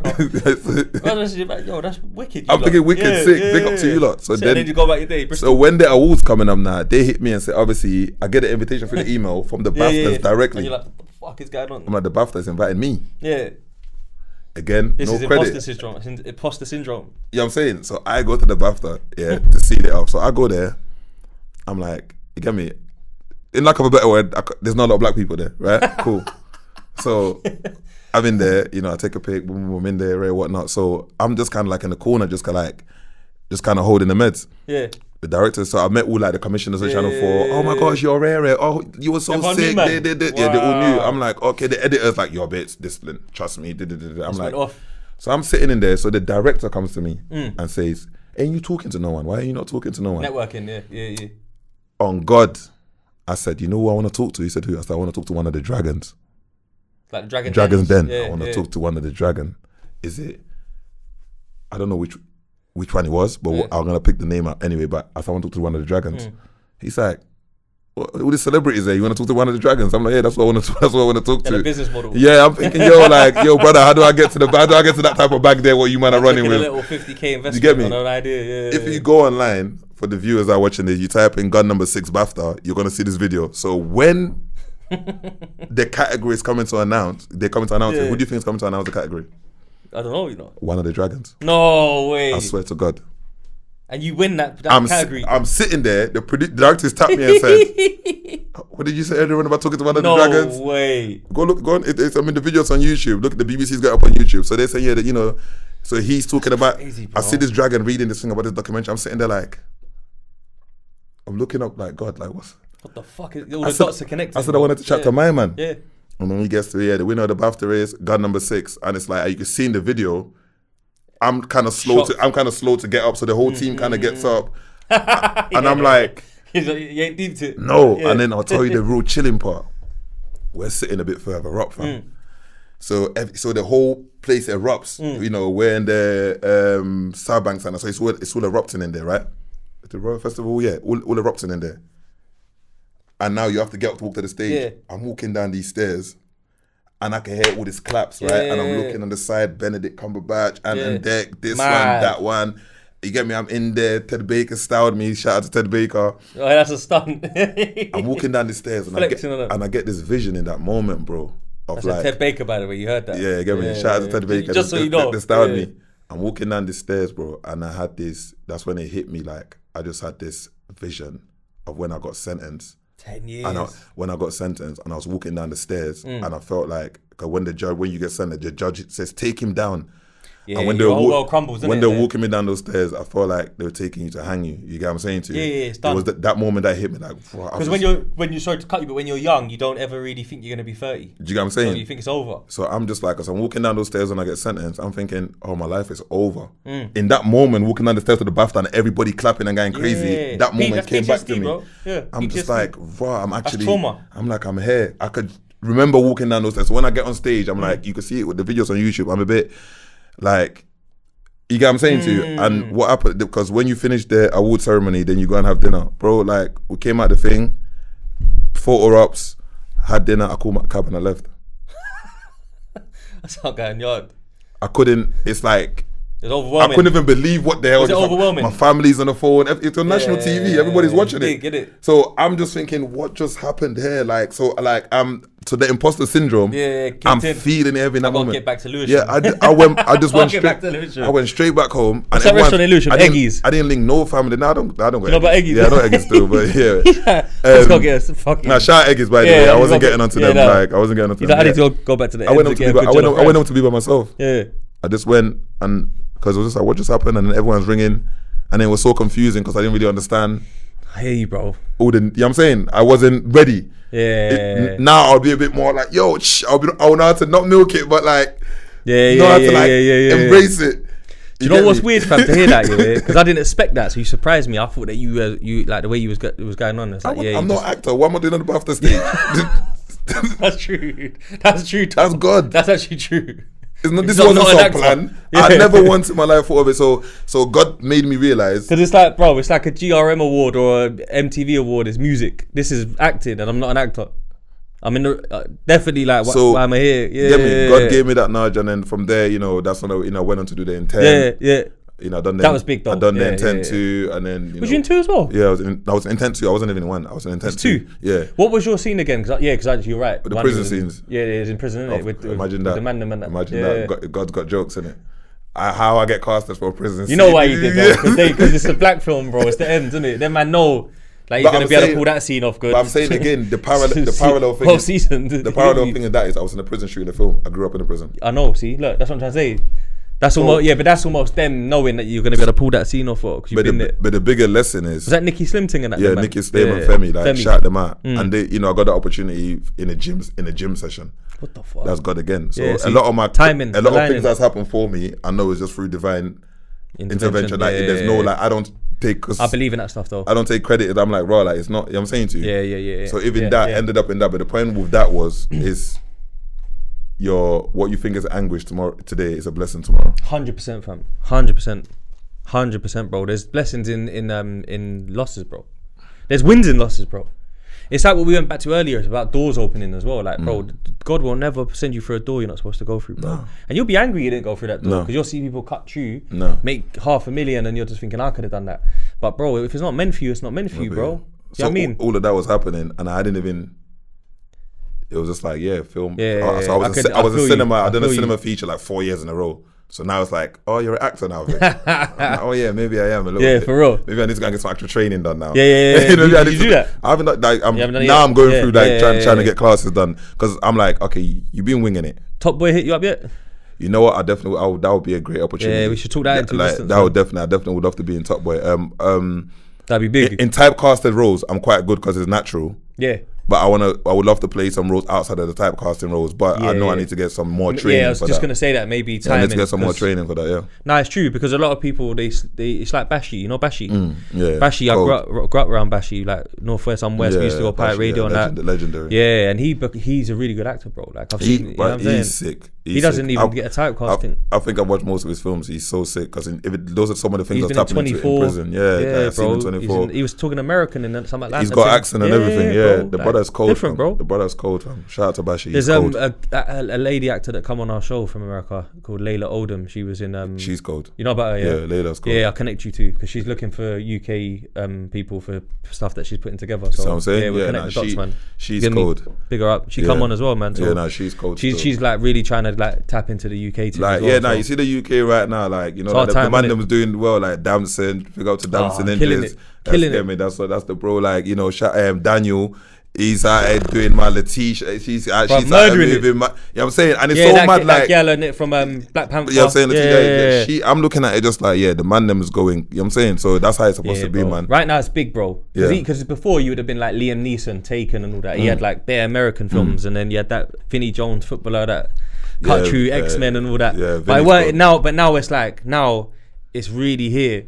Like UK music, UK film. Yeah, the ground is very fertile at the moment. So man, it's definitely time to plant seeds. Nah, definitely, my guy, 100%. Talking to hip hop, remember we spoke about it briefly just on voice notes. Hip Hop 50, right? It's the 50th year birthday for hip hop, the genre, from when it started back in the Bronx on turntables and whatnot. For a lot of our young viewers, they're just like old heads, whatever. You know what I mean? But the reality of this thing is, even that fitted hat that you're wearing and that, for that to be a hip hop swagger instead of just a sport outfit, that's hip hop. You know what I'm saying? Air Force. You like youngers would say old head, but you wear clean white Air Forces to get gal, and that was brought to you by Harlem hip hop Uptown. Do you get me? LL Cool J and them man and all that. Adidas tracksuits and that. Hats, Run DMC, Kangol hats. Yeah, the good old days. Right. Now, if we won't spend too long on it because I'm going to do it with every guest, right? If you was to name 5 hip hop albums, that impacted or changed your life or were your favorites for whatever reason, do you know what they would be? Well, give us the list, man. No order. It doesn't have to be like number 1 was this and that, but what's 5 that? Blueprint. Jigger. Blueprint 1. Crazy. Core Mega. I don't know which one out of the 2. They're both pretty back. The realness or testament? The realness is like, I'll go for the realness. I didn't expect that, you know. Yeah, you went in on that one. Yeah, Core Mega, the realness. You went in. Mobb Deep. Which one though? Flipping out. I have to get Apple Music out for this. Nightmare. That was a good album, bro. Americans was you in jail when that come out? Infamy was good. Infamy was cold, bro. Flipping, it's like Mobb Deep is very hard to pick their best album because they got like 3 or 4. They got like okay. Let me go for Infamy. Infamy's a good album. Get Away and Hey Love with 112. Yeah. Fire. Yeah. Burn, sorry, not Fire. Burn. Yeah. With Big Noid. Yeah, even Hell on Earth was good. Hell on Earth was good. Infamous. America's Nightmare was good, and you're right. Infamy's 01. I'll go for Infamy. You was on road still. Yeah, I was on road. Infamy still. Infamy. Pray for me. Yeah. Come on. Illmatic. Life's a bitch and then you die. I don't know why. I get high. Nobody knows where they're gonna go. You get me? And then the 5th one, Pain and Music by Swiss. Oh, for real? I didn't expect that, you know. Why is that in there then? Is that the one with all the cartoons on the front of all the artists and that? You see right now? Swiss Beats, yeah? Not Swiss Beats. Oh, Swiss. Man says Swiss Beats. No, because I'm thinking hip hop as in America. No, that is hip hop. No, it is. Let me just big up Swiss. That is hip hop. Furthermore, I remember when Swiss was DJing for me while I was spitting. That's how long I know Swiss. Pain and Music, bro. I forgot he had an album, you know. Yeah, with the throwback pictures on the front. Yeah, like, yo, bro, that album, All Now. Yeah, let me just pull this up because All Now, Swiss had Cry on it, innit? Yeah, Cry was on Pain and Music. Yeah, Cry was Swiss cold. Pain and Music. Oh, with all the voice notes. Yeah, like all of that. Like, oh yeah, that's for you really put that in there though. Yeah, like that. Yeah. Jeez, you know what? I'm gonna play this on the drive home, and I'm gonna shout you later. I promise you. You see, even like this is like that's timeless. Yes, street life. You get me? I mean, Swiss got a song together called Transition. The video's out there, so obviously make sure you check it out as well. Yeah. But respectfully. Because I'll be real, because you see what it is, it's like, I'm glad you put a UK guy in there though, secretly. Nah. Pain and Music is, if we're talking favorite rappers, like top favorite rappers, he's on my list. Got you. Yeah, got you. That's sick. That's hard. Anyone else arguing, you can go argue with their dad. So they're the albums you put up. They're the 5 albums. And they impacted your life for different reasons, obviously. Like, you could spend a whole fucking year talking about those things. Yeah. How they impacted your 100%. Life and whatnot. But I respect that. I think Infamy's a cold album. Illmatic, without a doubt, is one of the best hip hop albums ever made. Big up Swiss, bro, because when you think of UK rap, bro, he's a lot of people's favourite rapper, just off of 2 or 3 songs. Yeah, he's our Nas, man. Yeah. Swiss is on. A lot of people say like there's no Wretch without him and that, them kind of things. You know what I mean? Wretch is definitely like in a different lane, you know, and he's heavy as well. Yeah, definitely. But like Swiss is like a godfather for that style. Swiss is on ours, yeah. I like that still, without a doubt. So obviously, what about rappers then? Who's the rappers, the hip hop, like your top hip hop rappers that you just put in high regard? Their album might not have been in your top album list, but you mean in what time span? Now? Nah, forever. Forever. Yeah, dead or alive as well. Like no, it could be top 5, bro. You know they say top 5 DOA. Top 5 rappers. You mean top 5 rappers I would listen to, or what do I class as? Because it's kind of hard. Like it's hard. I'll give you an example because I've got mine just because in case you turn around and said to me like, "What's yours though?" Like I'd have to be ready. I can tell you the people on my playlist. See, a playlist is different though, isn't it? Not albums that I listen to year after year. Go on. Nipsey.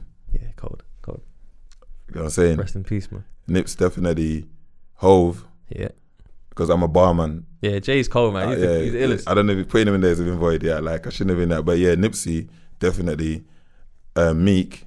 Oh, for real? Yeah, Meek is same generation. Yeah, no, he's cold though. So the relatability is it's hard, it's bro, a bit direct, and he's stupid with it. The internet fucked his thing up with the Twitter fingers thing and that. But aside from I don't think they did though. No, it did. It affected him a little bit, I think. But you know what's so crazy though? Yeah. You know, people think like that thing in the internet affecting the internet is real. It's not real. You know that, innit? No, it's not real.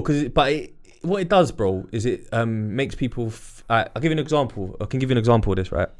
There was a video where he's driving in his Rolls Royce Maybach through Atlanta or something. And they used the Water Boys. Yeah, you already see this. Yeah. Right? I saw that and I didn't like it. I thought it was a bit distasteful, bro. Like, because you know what it is? It's like you tried to flex on them and they're broke and they're trying to sell water. Do you know what's so mad though? Yeah. That has to like, and what you're saying, I hate what you're saying, but I never really, because me, I don't really care about a lot of stuff. Yeah. Right? Not saying I don't have understanding You've had your internet moments. On empathy. No, when I say I don't care about a lot of stuff, I mean, I'm not looking at no other rapper's life. Right. And enough to want to comment on it. Yeah. If I speak on stuff, it's things to do with me.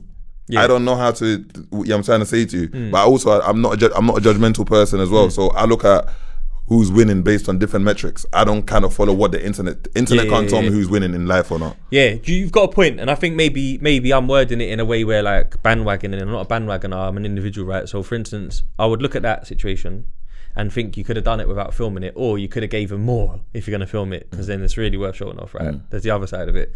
But then when you look at that and then you think, oh man, fell out with Wale because he wouldn't post his album cover. Then he had a beef with Drake and tried to like... You lot actually pay attention to this. I mean, you can't... Do you take it in, this stuff? Like if academics will post up, do you watch it and like... No, I wouldn't. Nah. I actually saw them... Do you know what's mad? It's a good question, because I actually saw the Meek story with the Utes and the water bottle on his story before it blew up and thought, eat that. You know what I'm trying to say? So that's how you know I got my own brain, bro. Like I've watched the thing and I've gone, I wouldn't have done that, bro. That's a bit weird. It's a little bit weird. We measure things mad over here, you know. You know that, innit? No, I'm not even, I think in hip hop, full stop. Like we measure things mad because I would look at it something slightly different. I have this conversation of who's doing what, who's not doing it. Bro, you see you're coming from nothing. Yeah. And you use your abilities to like provide for your whole family and other families. And right now, like that's a man that's making people go, like you get your appeals heard and all of that, this, that, and the third. I focus on there's that side of it as well. Yeah. So if a man say to me, do you think my man's saying pop down a bit? For me, no, we don't. I think it's stepped up because there's levels in life, innit? Because the internet, because there's the thing about it. I'll give you an example. You look on the internet, it will tell you a whole different story. For example. Right, like or about someone's brand. Yeah, fact. When I did my headline show, O2 Islington, sold it out. Yeah, the internet wouldn't. You looking on the internet, you wouldn't think. No, I saw that on the internet. Yeah, that's what I'm saying. But until I sold it out, if someone was, remember this. Oh, you mean the nobody would think I would have done it. Right, I got you. I'm with you. Because based on how the internet looks, it's like you haven't got like that. Or my man doesn't have bare mad views, or my man doesn't have bare mad streams, so you're not gonna think that. Whereas there's a man that's got more of those numbers, but he couldn't sell a venue. Yeah, they haven't got real fans, bro. A lot of them. You think? You dig what I'm saying? So the internet representation of what's actually going on, for me, I'll know it's never accurate. It's smoke and mirrors, It's just smoke and mirrors. No, I agree with that. And narratives get pushed. Because I've been to shows personally, bro, where there's rappers that's got 1 million views and they struggle to get 150 people, 60 people even in a crowd. Because they got no core fan base, no loyal fans, no one buying into their brand. It's just a lucky moment or a good tune that got put on the blogs and caught heat for whatever reason. It might even not be for the quality of the song. It might be for one bar in it. And the average consumer don't know that. They think they know who's what and who's not. The Meek thing's a bit different, right? Because the Meek thing is more of a character trait, right? That's being displayed through the internet. rather than doing it for clout even. You know, like how you get the 6ix9ine youths that used to know how to tear up the internet. Before he become the snitch and that, he used to know how to work the internet, rile them up. Wiley's good at riling up the internet and that, and then drop it, and he used to be good at that stick before he got a little bit semi-cancelled and that. But there's like Kanye was good at that shit. You know what I'm trying to say? And still made music and whatnot, good music. Yeah. But like I think with Meek, I like the fact that he was like a stand-up brother from Philly, G-Dot. He was spitting that shit, bro. He was hard. He making bangers. The Maybach music mixtapes. The Maybach music, him and Rick Ross together as well. Crazy luxury rap, but with bars and pain in his voice and that. At one point, I used to say this how much I was behind him. At one point, I used to be like, this guy's energy is DMX level. At the early years, like the energy, not just the quality of the lyric. And people used to be like, "Oh, shut up, bro! You're going mad and that. You get me?" But I just felt the energy, like going a bit mad. A little bit mad. But the energy, because you got to remember, energy is in like, you know, when man hit the mic and they're just amped up and that, and they're delivering bars with energy rather than just shouting. Because he was a bit shouty, but he was delivering bars still. You know, like even like his early tapes and that, bro. The Dream Chasers ones. He's cold still. What were the early tapes called again? The DC ones. There's like 1, 2, 3, 4, 1, 2, 3, and 4 of them. What they called again, man? Tapes, you know, Gun to See Me. It's DC, innit? Just Dream Chasers. Yeah. That's what I'm saying. Like them ones were other cold. street tapes before that, but no. Yeah, the Flamers were before, innit? But with Meek, I just feel like that kind of made me look at him a little bit different, bro. If I'm honest. Whereas like I don't always pay attention to the internet, but that one did. That's interesting. Yeah, so that's why I kind of like I don't hold him in as high regard as I think he should have been. Because he's in the video of the Water Boys. Yeah, it bothered me, bro. It bothered you? Yeah, it bothered me, bro. Because I'm thinking, bro, there was even, you know why it bothered me as well? Because, blood, let me tell you why it bothered me, yeah? Because I was thinking it, then the little youth, the first youth, now listen, the youth through the window, you know what he said to his brother? He's like, yo, blood, there's 4 of us, bro. Like, this ain't gonna cut it, bro. I mean, he ain't even got 9 and he knows that. So, do you know how harsh that is? What, for the youth to say that? No, for you to have that opinion based on that. It is, but then if you tie it into, like, the other little fallouts that he's had with people and why. Remember, we don't know nothing, you know. We know, yeah, it's true. We know what's available to us. So we don't know the truth. There's always free which means man don't actually know nothing. Yeah, we know what we think we know. I look at the internet stuff, like people speak on. I'm somebody. We'll let them decide on that. People speak on a lot of different things. Like, and I always think a lot of the times people don't realize you don't actually know nothing. Yeah. Sure, take on it. And someone will form an opinion, and it happens even to me. They form opinions, yeah. Someone might have a whole opinion of me because they've looked at a 10-second post on my story. Yeah. It happens, and they form a whole opinion about me, but you don't actually know me. Yeah, it's your opinion. And everyone's got one, so it's not really it's like anything. You don't, you know, so it's like people are going to think what, you know, there's a saying, you know, you can't care what they think or think that they care. Yeah. Now, I hear you, sure, you got a good point. You raise a good point. So Meek's in there then. We got to give it Hip Hop 50. He's in there. So who else on the playlist? Because what we got so far to recap, Hove, you said Swiss. Yeah. Meek Mill. Yeah. Nipsey. Yeah. Who else fits in that little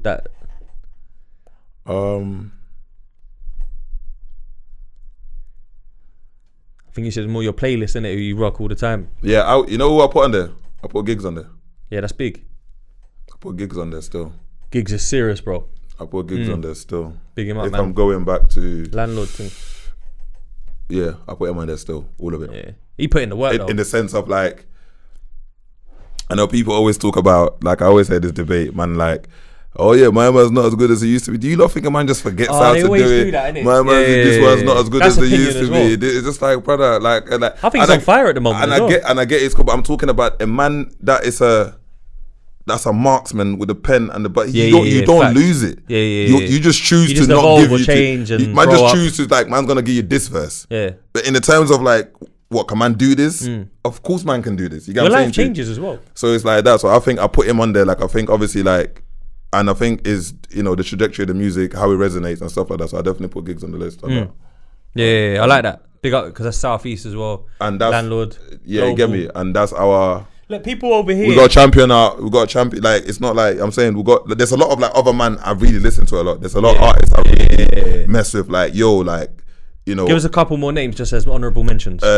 K-Trap, definitely one of them. Yeah. He's Tiny Boost. Yeah, cold. I've got a couple like Energy, Tef. Boost is cold, bro. Yeah, Boost is cold. Tef. Underrated. Rimsey. Yeah, Tef sick. Ambush. Rimsey. Yep.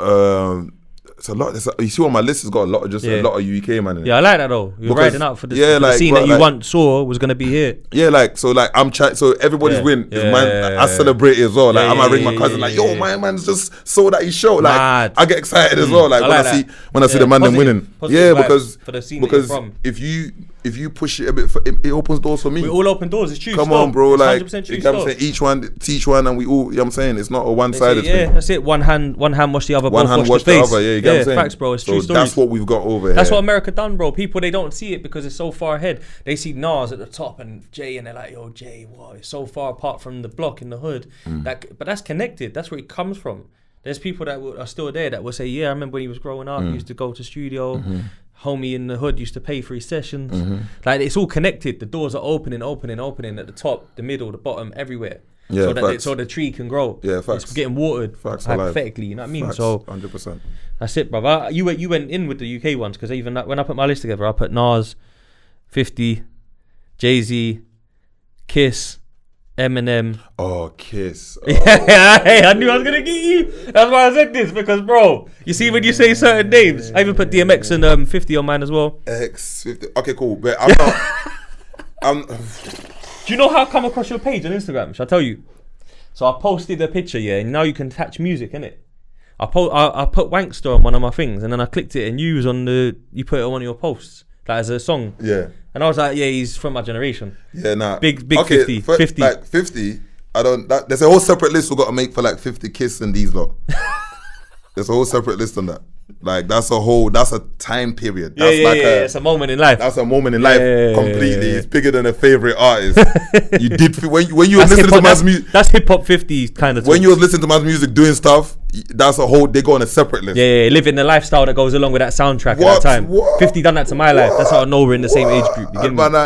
Using the minds, like. Bro, yeah, I used to. I'm not gonna say I was gonna say something mad then, but 50 inspired me for things that you shouldn't have. I'm saying, but I'm saying that's why I'm bar heavy. Anyone that listens to me, I'm bar heavy because I come from that generation. Yeah, Kiss is a monster, bro.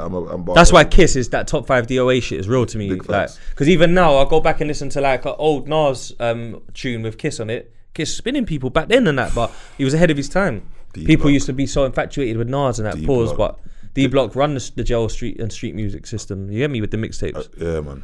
Albums, I put Dre 2001 because that for me, the Chronic 2001 Chronic was really good. Made me love hip hop because of production. Chronic was really good. He bust Eminem on that album as well. Yeah, Chronic was cold. Get Rich or Die Trying. Of course. One of the hardest for me. Yeah, it's one of the hardest. Nas, Stillmatic, I put, funny enough. You know what, Stillmatic. Because Illmatic, you're right though. Hip Hop 50, Illmatic should be celebrated, but for some reason, because of the year 01 when it come out, my age, what was going on, the quality of the music, Stillmatic resonated with, man. Yeah, when you get a chance these days, bang it Illmatic and listen back. Oh no, I listened to it yesterday. Yeah, bro, no, it was talking. That's why I'm memory lane and that. See the things you were saying then. Bro, rappers were educated and separate. Brother. Do you know the story behind that album? Have you watched the documentary? What, the Illmatic, Life is Illmatic documentary? No. I'll send the link to you, bro. Because Jungle's my guy in that, bro. I know them, man. I used to go Queensbridge and that. So you see, like, Life is Illmatic, bro. That documentary. What happened? It was the first Wonder Kid. He spat a verse on that Welcome to the the barbecue tune. Mm-hmm. My street's disciple. My lyrics are rifle. He says something about snuffing. Going to hell and snuffing Satan or something. Yeah, I remember that. So everyone came looking for him. Who's this kid? He's 16. He's crazy. So you had Large Professor from his hood. Large Professor. Yep, definitely. Making the beats. And then because Large Professor knew everyone, he had Q-Tip, Premier, DJ Premier, whatever they call him, Premier. All of these producers had taken him into the studio, and he was like a wonder kid with all the best producers producing his album. Cold. That's why Illmatic was a masterpiece, not just that album. Yeah, it was a masterpiece. Where you had Reasonable Doubt with Jay-Z, that came out 2 years later, 96, right?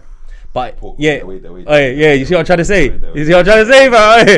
I think, let me just, listen, I had to. You know what? The listeners are going to say he's talking about him, but it was to make him do that. You know what's magic? You get it? You forgot that one, didn't it? If I've got more than 6 of your albums on my playlist, I can't even put you on my list because it's biased. Yeah, is that how you said it? Yeah, that's how I'm saying it. I know every Hove's album. We can walk. I can go if I went to one of his super Playboy concerts. B-side concert. I know the songs on the B-side. You know this, innit? I know the B-side songs. You guys say Nas and Jay, like, it's mad. They can play B-side concerts. I'm 50. I know if they play B-side concerts, I'll know all the lyrics now. And then Kiss later on, I just had to give it up. Like, Kiss has been doing this for like the longest and never changed his energy and tone. Where some rappers got worse. Over here at the moment, Like, I just love what I'm hearing at the moment. No, I'm like that. Like Fredo's on a run now, dropping bangers and that. Yeah, you give me Central C's tearing up America. He's Diggers cold. He's like, doing loads. Yeah, bro. Dave and Stormzy are killing. Like, there's so much, bro, to glorify. I got so much respect for these, man. Yeah, like I got Stormzy's story. Like, that's why he's a proper brother. Yeah. So 2017, the Mercury album prize. Yeah, Mercury's big in England, bro. Yeah, the Mercury album prize, album of the year, whatever. They had it in Hammersmith Apollo. Oh, local. Yeah. So I'm in there. Stormzy was nominated that year, right? So I'm in there, but my daughter said to me, it was her birthday. So she's one of the she's a big fan of Stormzy. She was younger. So she said to me like, "Yo, you need to get a video. Can you get a birthday message on Stormzy for me?" Oh, like, for real? On a mission. So I'm on my table at that. And that's little one as well. Princess. So I'm like, damn. I'm like. Right, so I get up now. So when Stormzy comes in, my PR comes and says to me, obviously, Stormzy's coming. I said, yeah, let me know when he's in it. Yeah. So now I've got the phone. To the smoking areas at the back, you come through, and then the thing, the toilet is on the side, isn't it? So he's about to go to like, I'm like, yo, bro. I'm like, bro, listen. Fam, my daughter, fam. Yeah, no, birthday. Sorry to bother you. He wants to. He's like, yo, bro, I got like, I'm saying that, and I'll just, I'm trying to get fathers of the year. You get me? So that's the main award. I'm trying to get fathers of the year. Forget everything. So he's like, alright, cool, boom. Big man ting. He's like, alright, cool, boom. Wait, what's her name? He took my phone. Yo, and said that, brother. Like, happy birthday.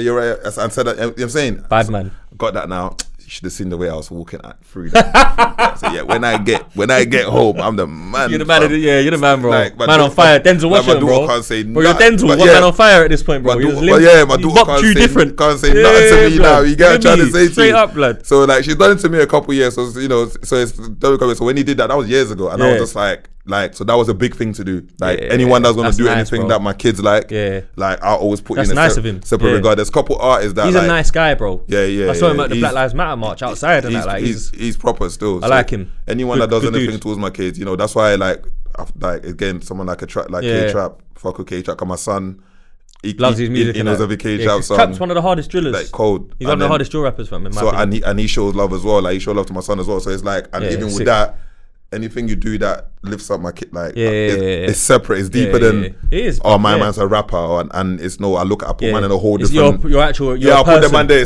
man, I put in a whole different list, because it's like, bro, like, my kids are everything to me, you get me? You put a smile on their face, and that means everything to me. That's more important than anything else. Because even to it's a good way to wrap it up, because like, I was thinking about everything we've been talking about. Sometimes I just think, bro, and I'm just thinking, like, there's a lot of things you've been through in life that could turn you into a bitter negative person, bro. Like, getting sentenced early when you think that this rap thing could work, or, you know, a move gone wrong, then you think you might be getting out, and they hit you with the next thing while you're still in, and it's extended. They like you said it out your own mouth, they took my childhood, bro, and that's deep, bro. I felt that. You know what I'm trying to say? Real talk, bro. I felt that. So I'm just thinking, like, blood, like, there's a lot of things you could have been negative about, bro.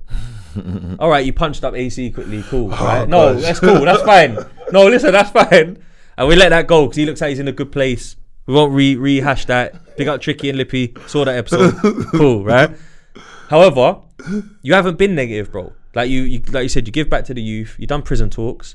You're actually like interested in combat sport, which is a respectful way of channeling like negative energy as well. Therapy. Yeah, 100%, bro. Like, you come out and you haven't, you've been big on not being entitled. Like, forget entitlement. I'm grinding. I'm prepared to work. You know what? Rap. I'm gonna do grind with these cats. Go on tour, make links, come back, double back.